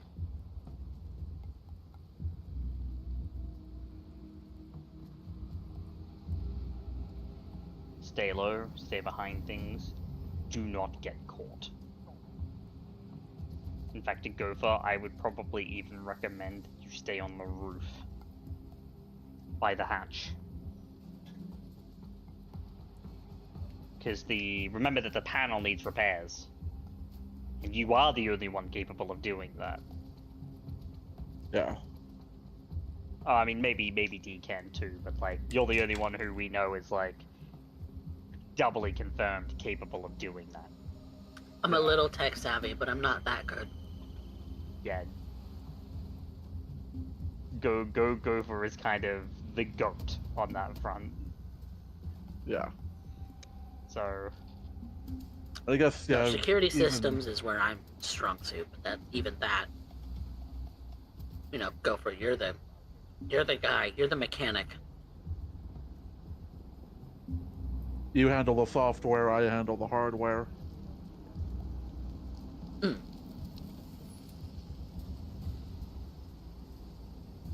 All right. Then let's get to the tractor. Okay. So that will require wading through the water. Not that it's, again, you're not in danger of being swept away.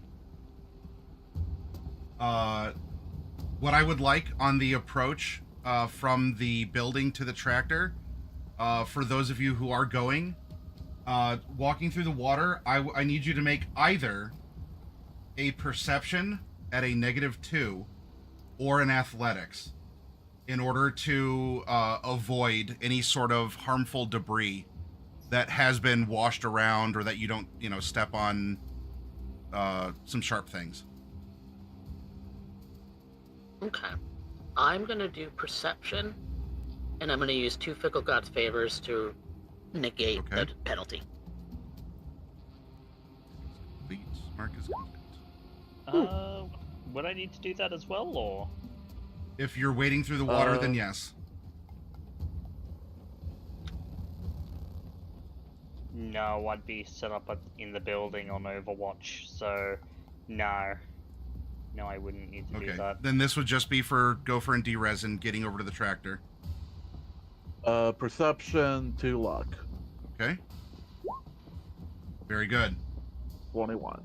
All right. So despite the low light and the rain, 10. as you're wading through, and mechanically, when you're doing this, you're at half movement, and this is also going to impact if it comes up evasion or some other things. Okay. But you do manage to avoid some sharp debris and other things that otherwise would have snagged or hurt you, or done bad things to invite particular toxins into your body. You get over to the tractor, and And we're calling out to him as we're coming up. hell, he's spitting out water. Hell, it sounds like he's been doing this for a long time. His voice is so raspy and hoarse, you can barely hear him over the constant hiss of the rain coming down and hitting the stagnant water. And We're coming. Just hang on for another second. hold on. And that. And as soon as we get to him, just start pulling him up on top of the tractor. You go to pull him, and if you want to pull him, I mean, I guess you could like break his arm or dislocate his shoulder, but he's in such a way because his arm is locked onto a part of the tractor where, if the water keeps rising, he will definitely drown, but you're going to have to release his grip if you want to get him out of the water, because he is locked on with this Dynalar cyber arm, the Grip King. Go far. You should What probably check to see if there's an emergency release on the arm. I was actually thinking, what about the shard?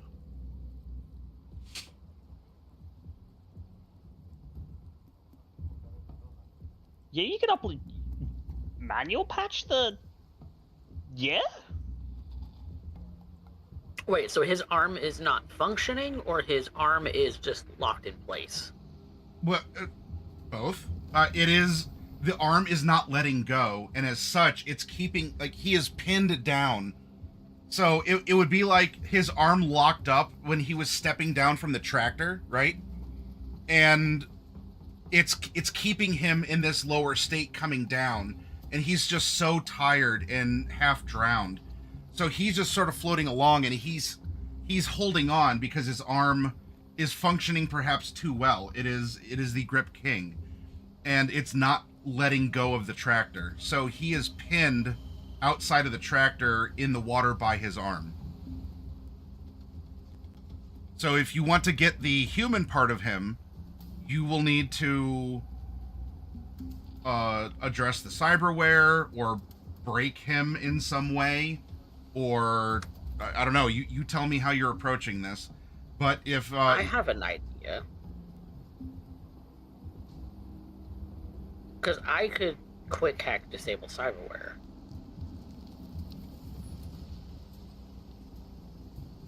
Yeah, you could break into his new report and disable his cyber arm.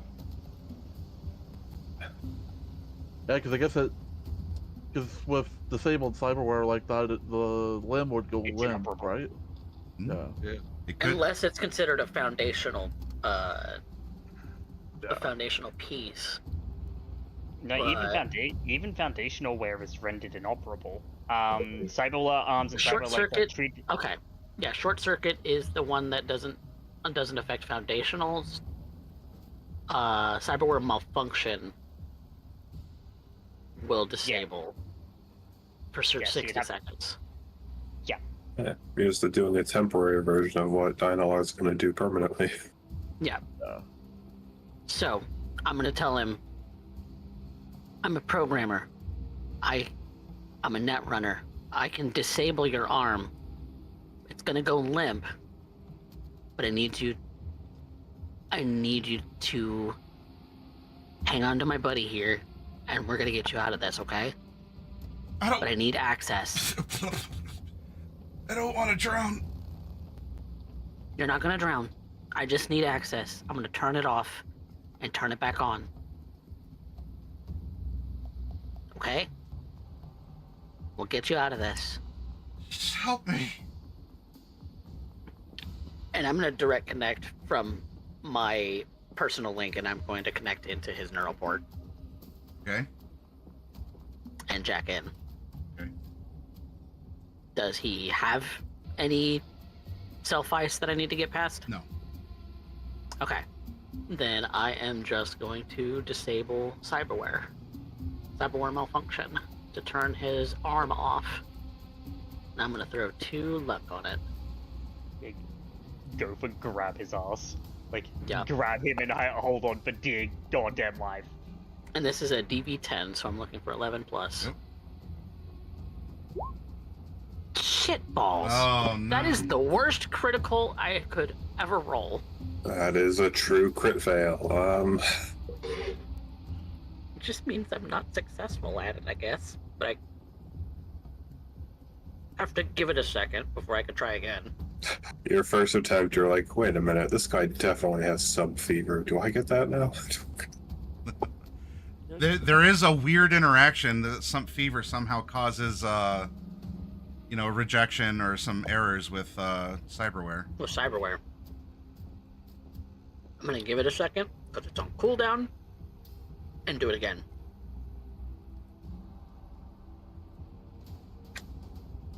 Unless there's something that anyone else wants to do before I do that, I'm gonna do it again.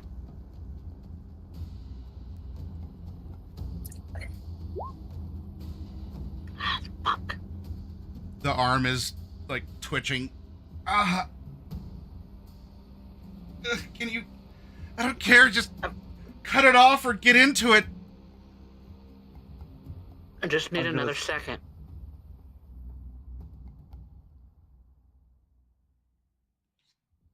What was that, Gopher?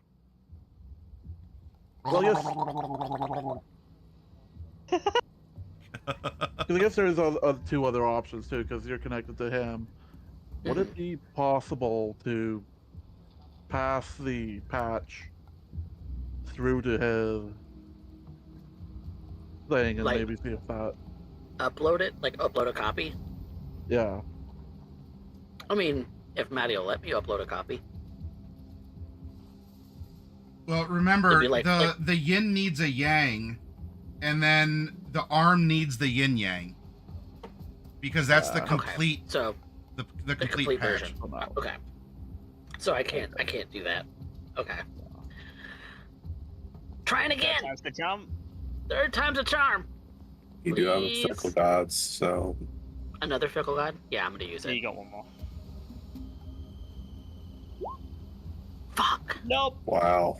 I'm gonna see if there's It's not working for me. a hardware solution. try Okay. and release I'll his take a arm. cyber tech if you got it. Yep, because she's taking too long. Cyber arms can't typically be removed. You normally require a clinic to do it. Oh, you can remove them expeditiously, but you might want some first aid or paramedic as a backup. That's more my shtick. Yeah, well, no, it's just like Pulling him up. Pulling him Must- up. Pulling him out of the water. 23. All right. So, a needle pulling thread. All right. So she tried the software. Gopher, you're like, all right, fuck it, we're doing this. I got this tool. You know, you're in there, and like you get into the Grip King arm, and you're getting it to, you're getting it to release here. Let me go to. Fuck, I was hoping not to break it. Jesus.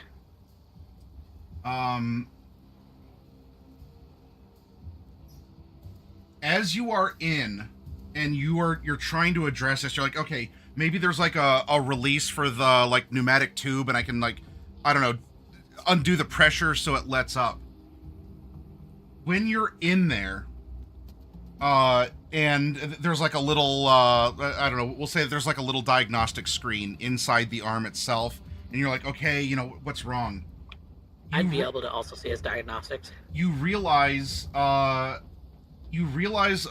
two things here. One, the arm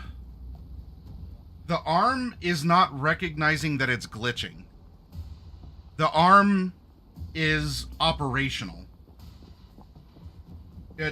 It appears to be doing its job as the Grip King. In fact, it's done a very good job as Grip King. However, when you look at the error log as you're inside the arm, you're using your cyber tech and you're in there, there's an error message that reads what I put in our Roll20 chat. I'd also be able to see this on his diagnostics too, since I'm in his neural port, right? Yeah. I'd have access to his biomon. If he's sharing it, that's fine. Or he could just tell you too. That would be in the biomon. That's firmware side error.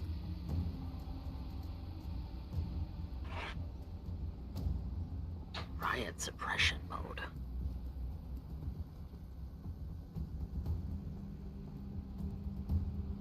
Well, shit.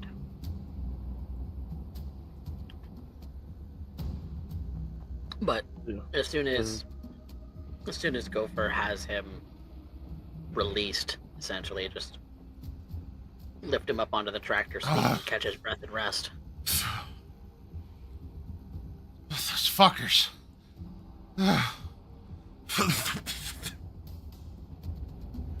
Came to give him a piece of my mind. They had already dealt it.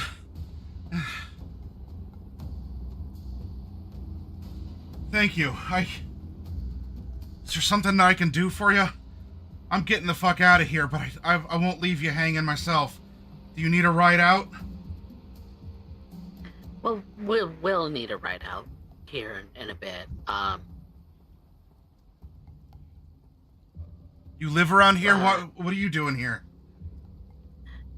Yeah, we live around here, but we were also going to give Dynalara a piece of our mind too. Same lines. Gotta get into the building though. I'll tell you what. I owe you and I owe them too. Just hang on a moment, huh? I gotcha.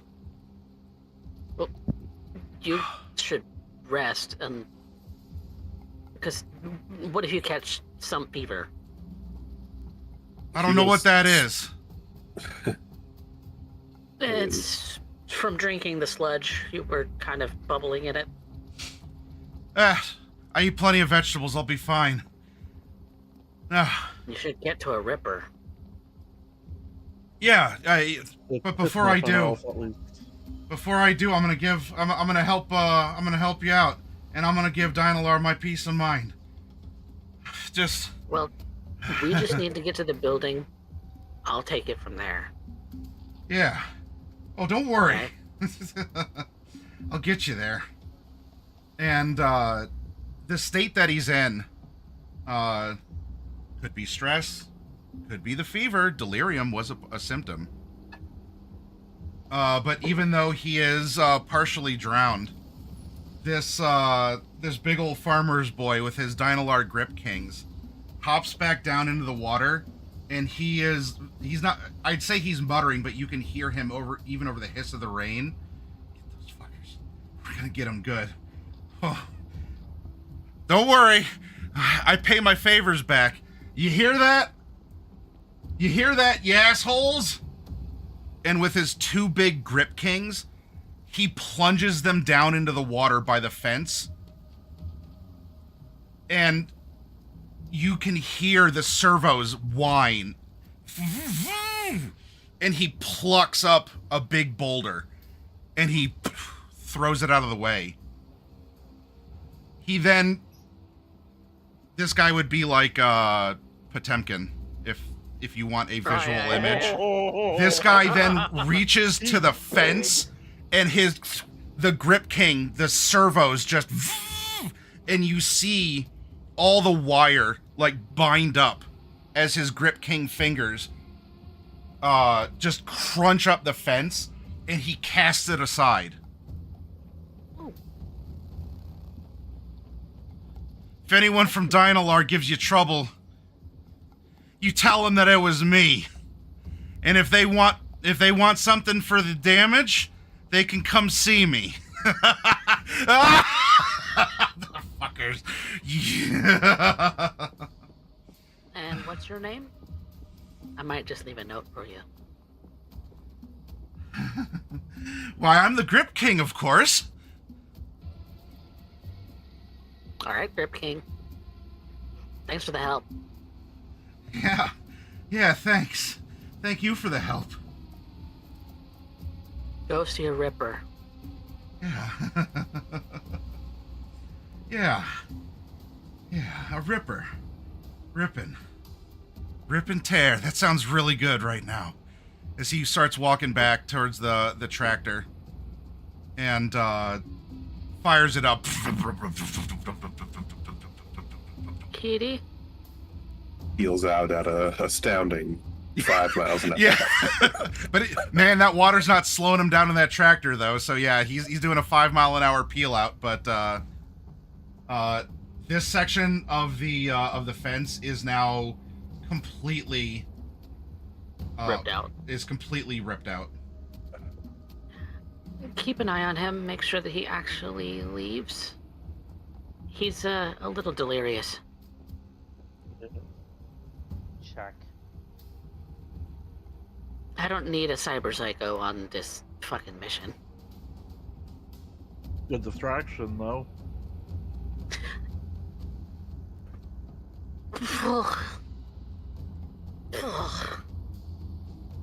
Worry about your morals later. Save the people you can now. You're right, right. We're helping farmers with Grip Kings.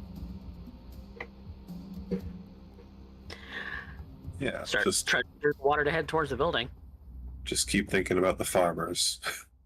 Now, Kiri, while you have been watching this go on and they're getting ready to move into the next section, you said that you had set up an Overwatch on the scene. I would like you to make a perception. Remember that this is at -2. Yep. That'll be a 16. Okay. I'll spend a pair of Fickle God's favors to make that an 18. That is very good.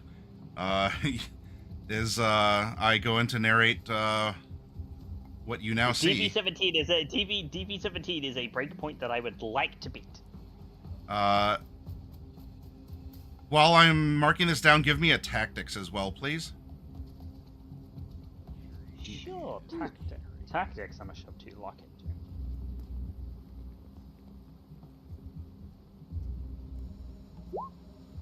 That's a 20. Wow, man, Kiri, you are you're dabbing on your haters here.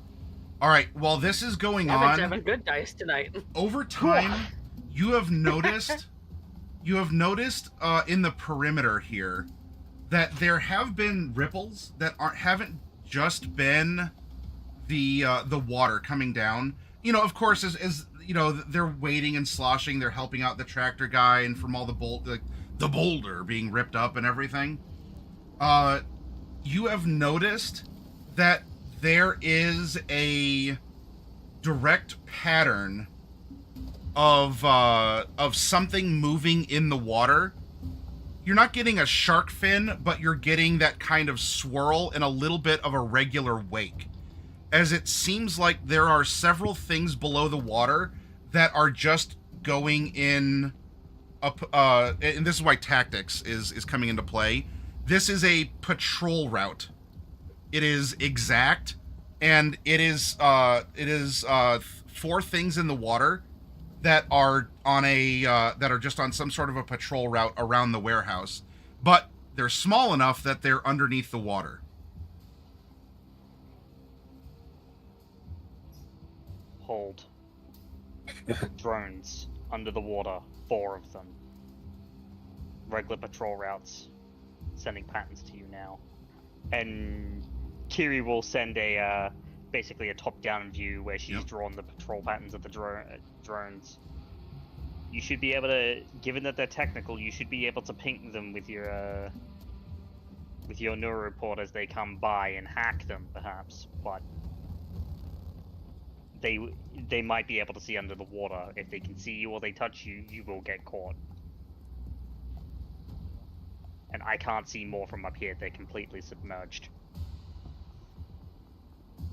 Copy. 4. So I'm based on what she found out about the wake of them. I'm gonna wait until one. I'm gonna have us wait until one passes us. Okay. Based on Kiri's patterns, and after it passes, then go to the building. Okay.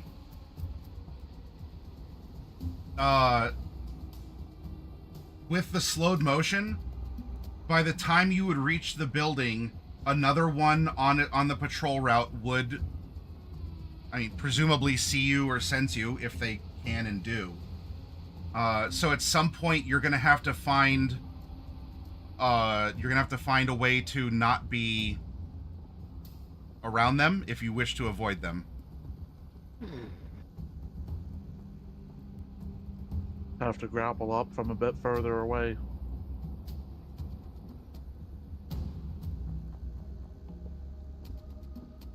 Based on that, like Curry said, be able to potentially hack one as it comes near. Well, you can't see them. No, I do need line of sight, I think, in order to be able to quick hack. Given my tactics Mhm. was such a good roll, Yes. could I perhaps send a... Would I be able to perhaps deduce a window of time where, given that they'd be entering via that part of the fence, where there would be a blind spot?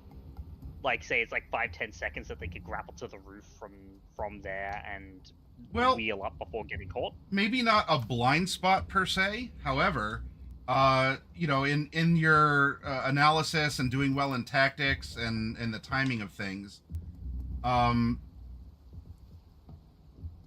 you can point out to them that while it's not really able to be seen clearly because it's flooded in at night, there was some kind of a machine or something out in the yard here that would lift them above the that if they could get to it, that they could stand on that. It would be a little extra height, but it would also, they could play, they're fish out of water. And it means the drones likely wouldn't detect them up there. Okay. Yeah, then we'll do that. Yeah, Kiri will send a ping. Get up to here, then go from there. Good deal. And Also, coffee as a point of order, you may want to watch behind you. There is a Thiefus on the shelves. oh, I think I just wanted to make sure that like he was like knocks on the cover and breaks something, All right. because you know how he be. So you get the timing is there. I need both of you to make an athletics for me. As you're powering through, you don't want to get snagged on rubble or if there's any like wire or anything else that could be lurking. You're powering through, slosh, slosh, slosh, and both of you need to get to this like little AC unit or whatever this is in order to stand on it and wait for the next drone to pass. Whew. Okay. Oh, all right, Good luck. D-Rez. D-Rez is sitting a little lower in the water. 15. Okay. Yes, I'm only a little shorter. Double check. I'm gonna burn one of my fickle favors, bump that to 16. I'm glad that you did.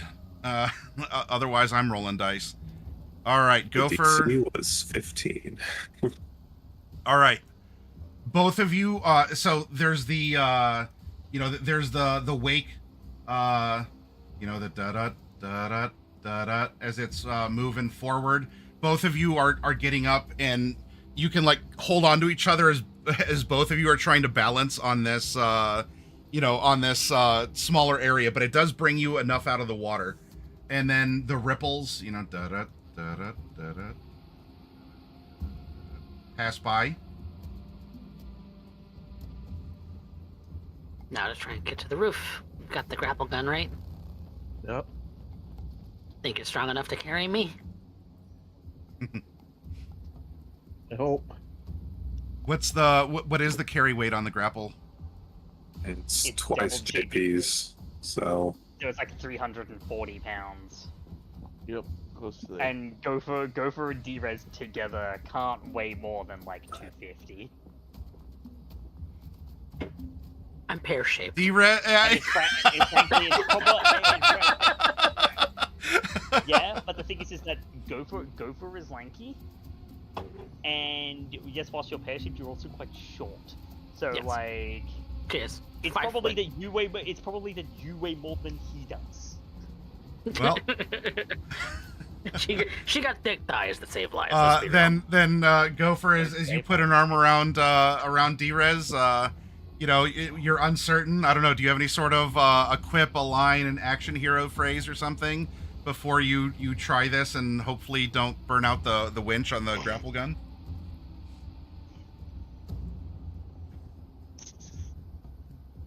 Here we go.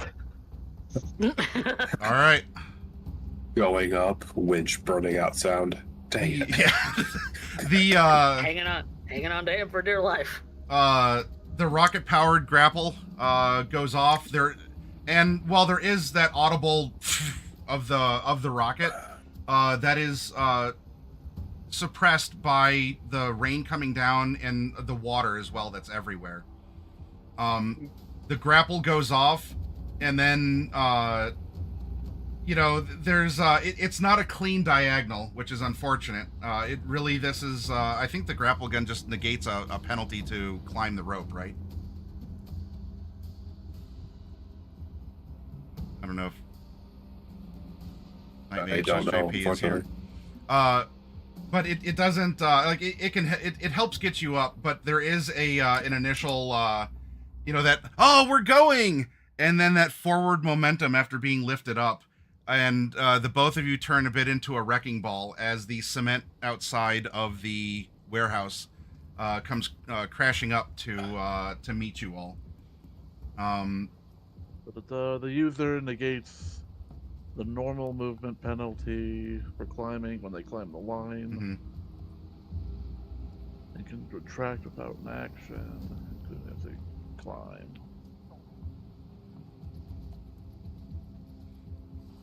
So I think it provides the means, but you still need to do the climbing here. Yeah, it's climbing. Yeah. You also don't need to make a check for it. It's like for example, with falling, normally you make a DV15 athletics to not take a broken leg injury or whatever, and if you have like a grapple gun or whatever, that roll gets completely negated. So there's the poof up here, and you're grappled on to the ledge. The two of you start reeling up, And then as you are, there's just that right against the side of the building. And both of you just make a wet splat sound because you're rain soaked, and you.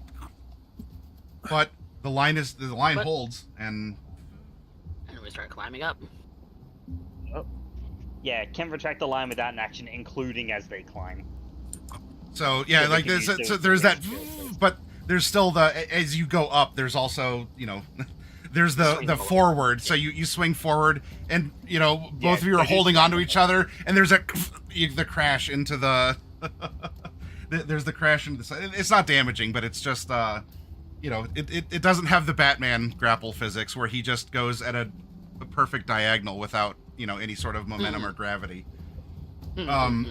So it's not quite as sexy as the comics make it, but it's functional.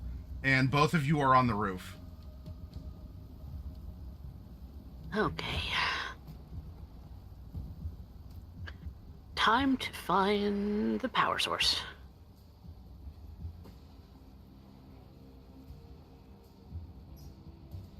We've established there is active security, so there's probably is power, even if it doesn't look like it. Well, the drones would be self-powered.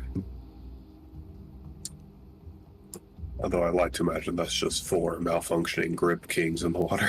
Just crawling around. Yeah, look, this is a D&D stream. Don't put crawling claws past me. So let's find our way into the building and see if we can find the power breaker.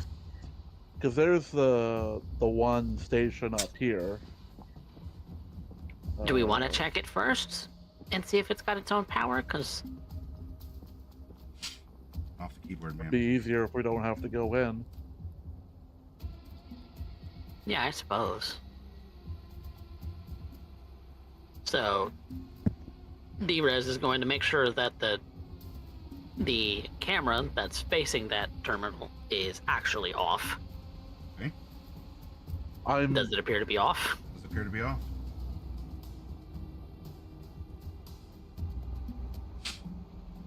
Prepare a camera loop, if possible. Well, I have to be at the camera station in order to upload a camera loop. At this point, if you want to do anything to the camera, it would have to be physical. Because there's no electricity, so it's neither receiving nor, it's not following commands. There's nothing you could program into it because there's no electricity to move the code. So if you want to do something to the camera, you can, but it has to be physical. But there is no power. There is no power. Correct. The camera is not operational. There's no electricity going to the relay station. Same with the panel? Yeah. The panel's completely unpowered. Does the panel have a shard slot? Yes. So assuming this is connected into the whole system, we could probably leave the shard there, if nothing else, and then it'll handle the rest. Off the keyboard. Right? Oh my. I wouldn't necessarily trust the waterproofness of that panel.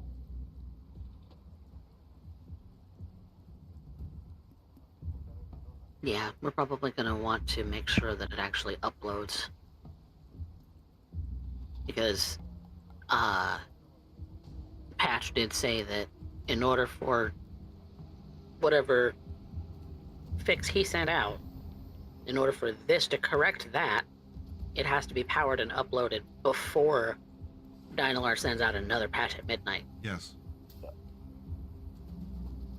So we have to upload it before midnight. And I guess in any case, then what we should also do, just in case we need to access that panel, is see if we can move the camera out of the way. Point it somewhere else. When I reach up for it, Mm-hmm. can I grab it and actually turn it physically? Not without tools. It's not on a swivel. So It's not on a swivel. you can break it, or you can take it apart in a more delicate fashion. You can cover you the wanna just lens take if it you down. have something, but yeah, whatever. But, It is like fixed. But it not in a way that you can easily twist it. So then that'd be my job then. Tape over it. Yeah. Yeah, even that would probably be enough. You want to disable it, or you want to bust it? What do you want to do? Want to unplug it? Could just I cut guess the wires. if it's possible to just unplug it, then that'd probably be. Sure. Make a security roll.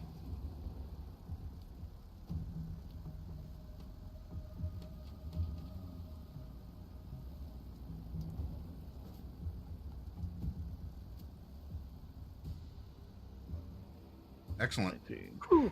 Okay. Yeah.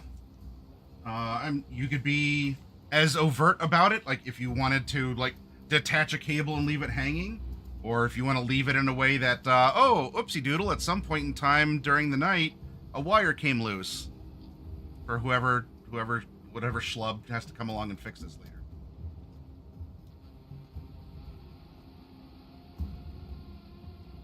What do you want to do? In theory, it's.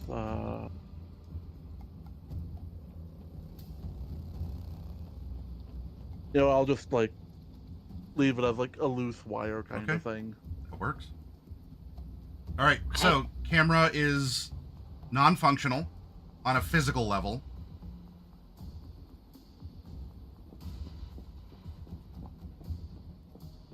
So I'm gonna take the shard out Mm-hmm. of my deck, and I'm gonna slot it in the slot. Okay. So, power. One of us needs to go down there and try and turn some power on.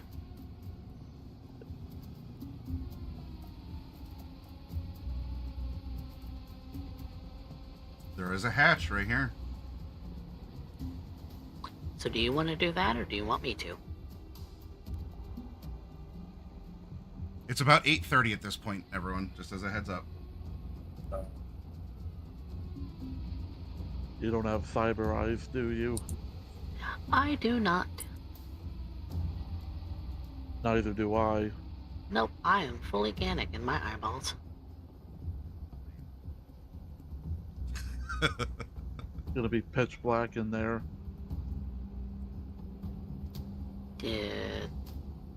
Got a flashlight?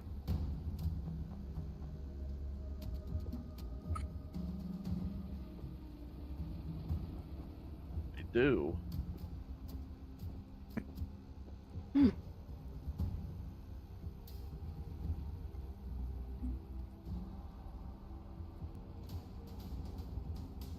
Well, it's your choice, little gopher.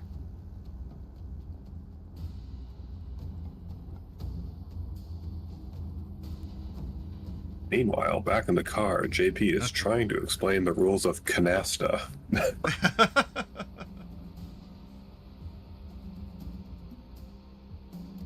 Gopher going down the gopher hole?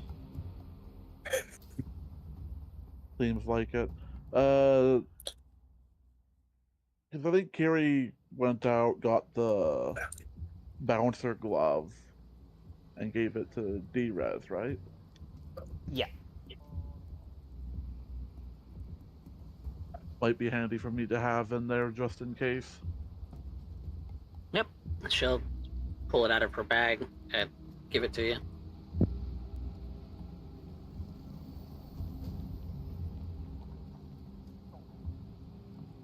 Just don't hit any equipment with it. I'm sure you know that.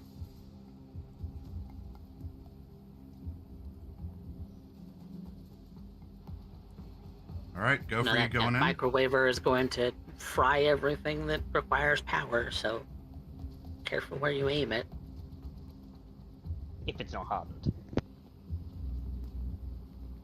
That is Pursuit Security Bouncer. Melee weapon.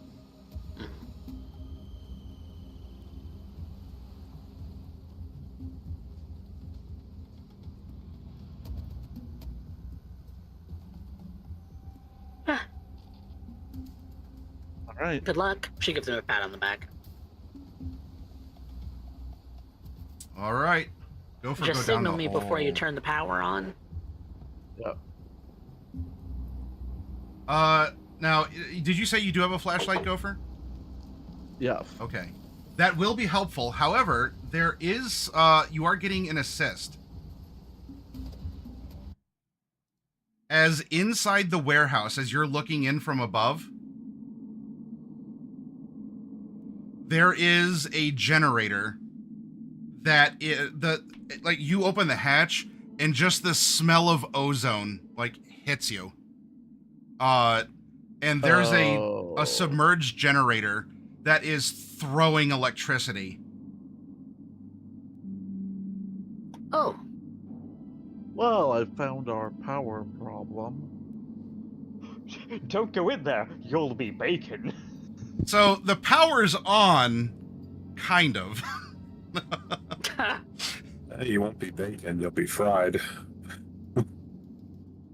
air fried.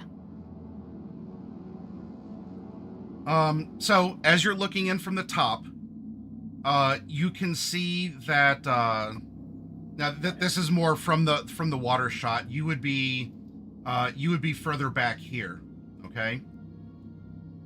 So from here, and I believe you had talked about this. One of you had talked about this last week as well during the scouting. This is a big it is quite literally a warehouse. There are shelves. There's boxes on it. There's a big open floor. There is an office on the second floor as well. And then there's the big power generator down here on the first floor.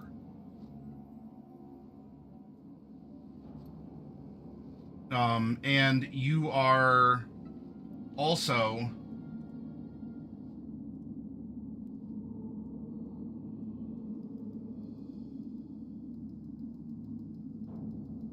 you're seeing the little like shark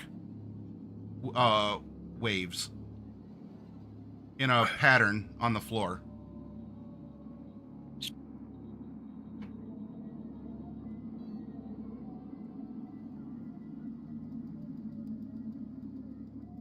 They are not getting this is about in one half of the warehouse though.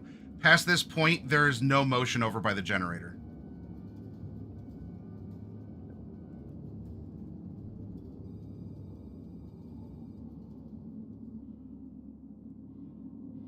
What is a gopher to do?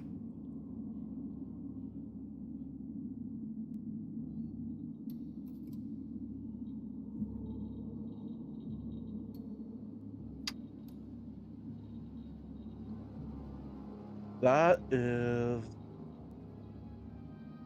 a good question. Now remember, like I said with you upgrading your armor, we can play realistically. I am absolutely open to sci-fi shenanigans as well. So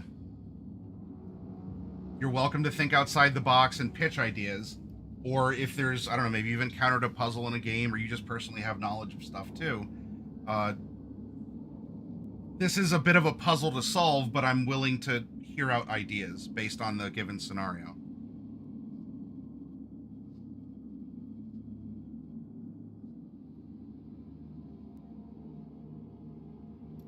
One idea I would have is you get down to the second floor and get on this. At least check out the office. Yeah. Though,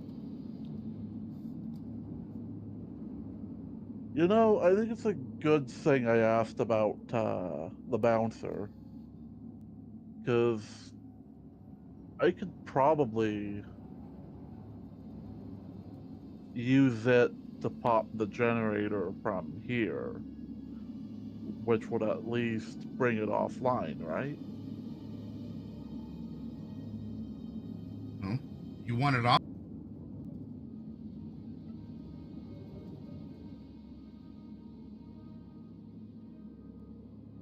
Yeah, I guess the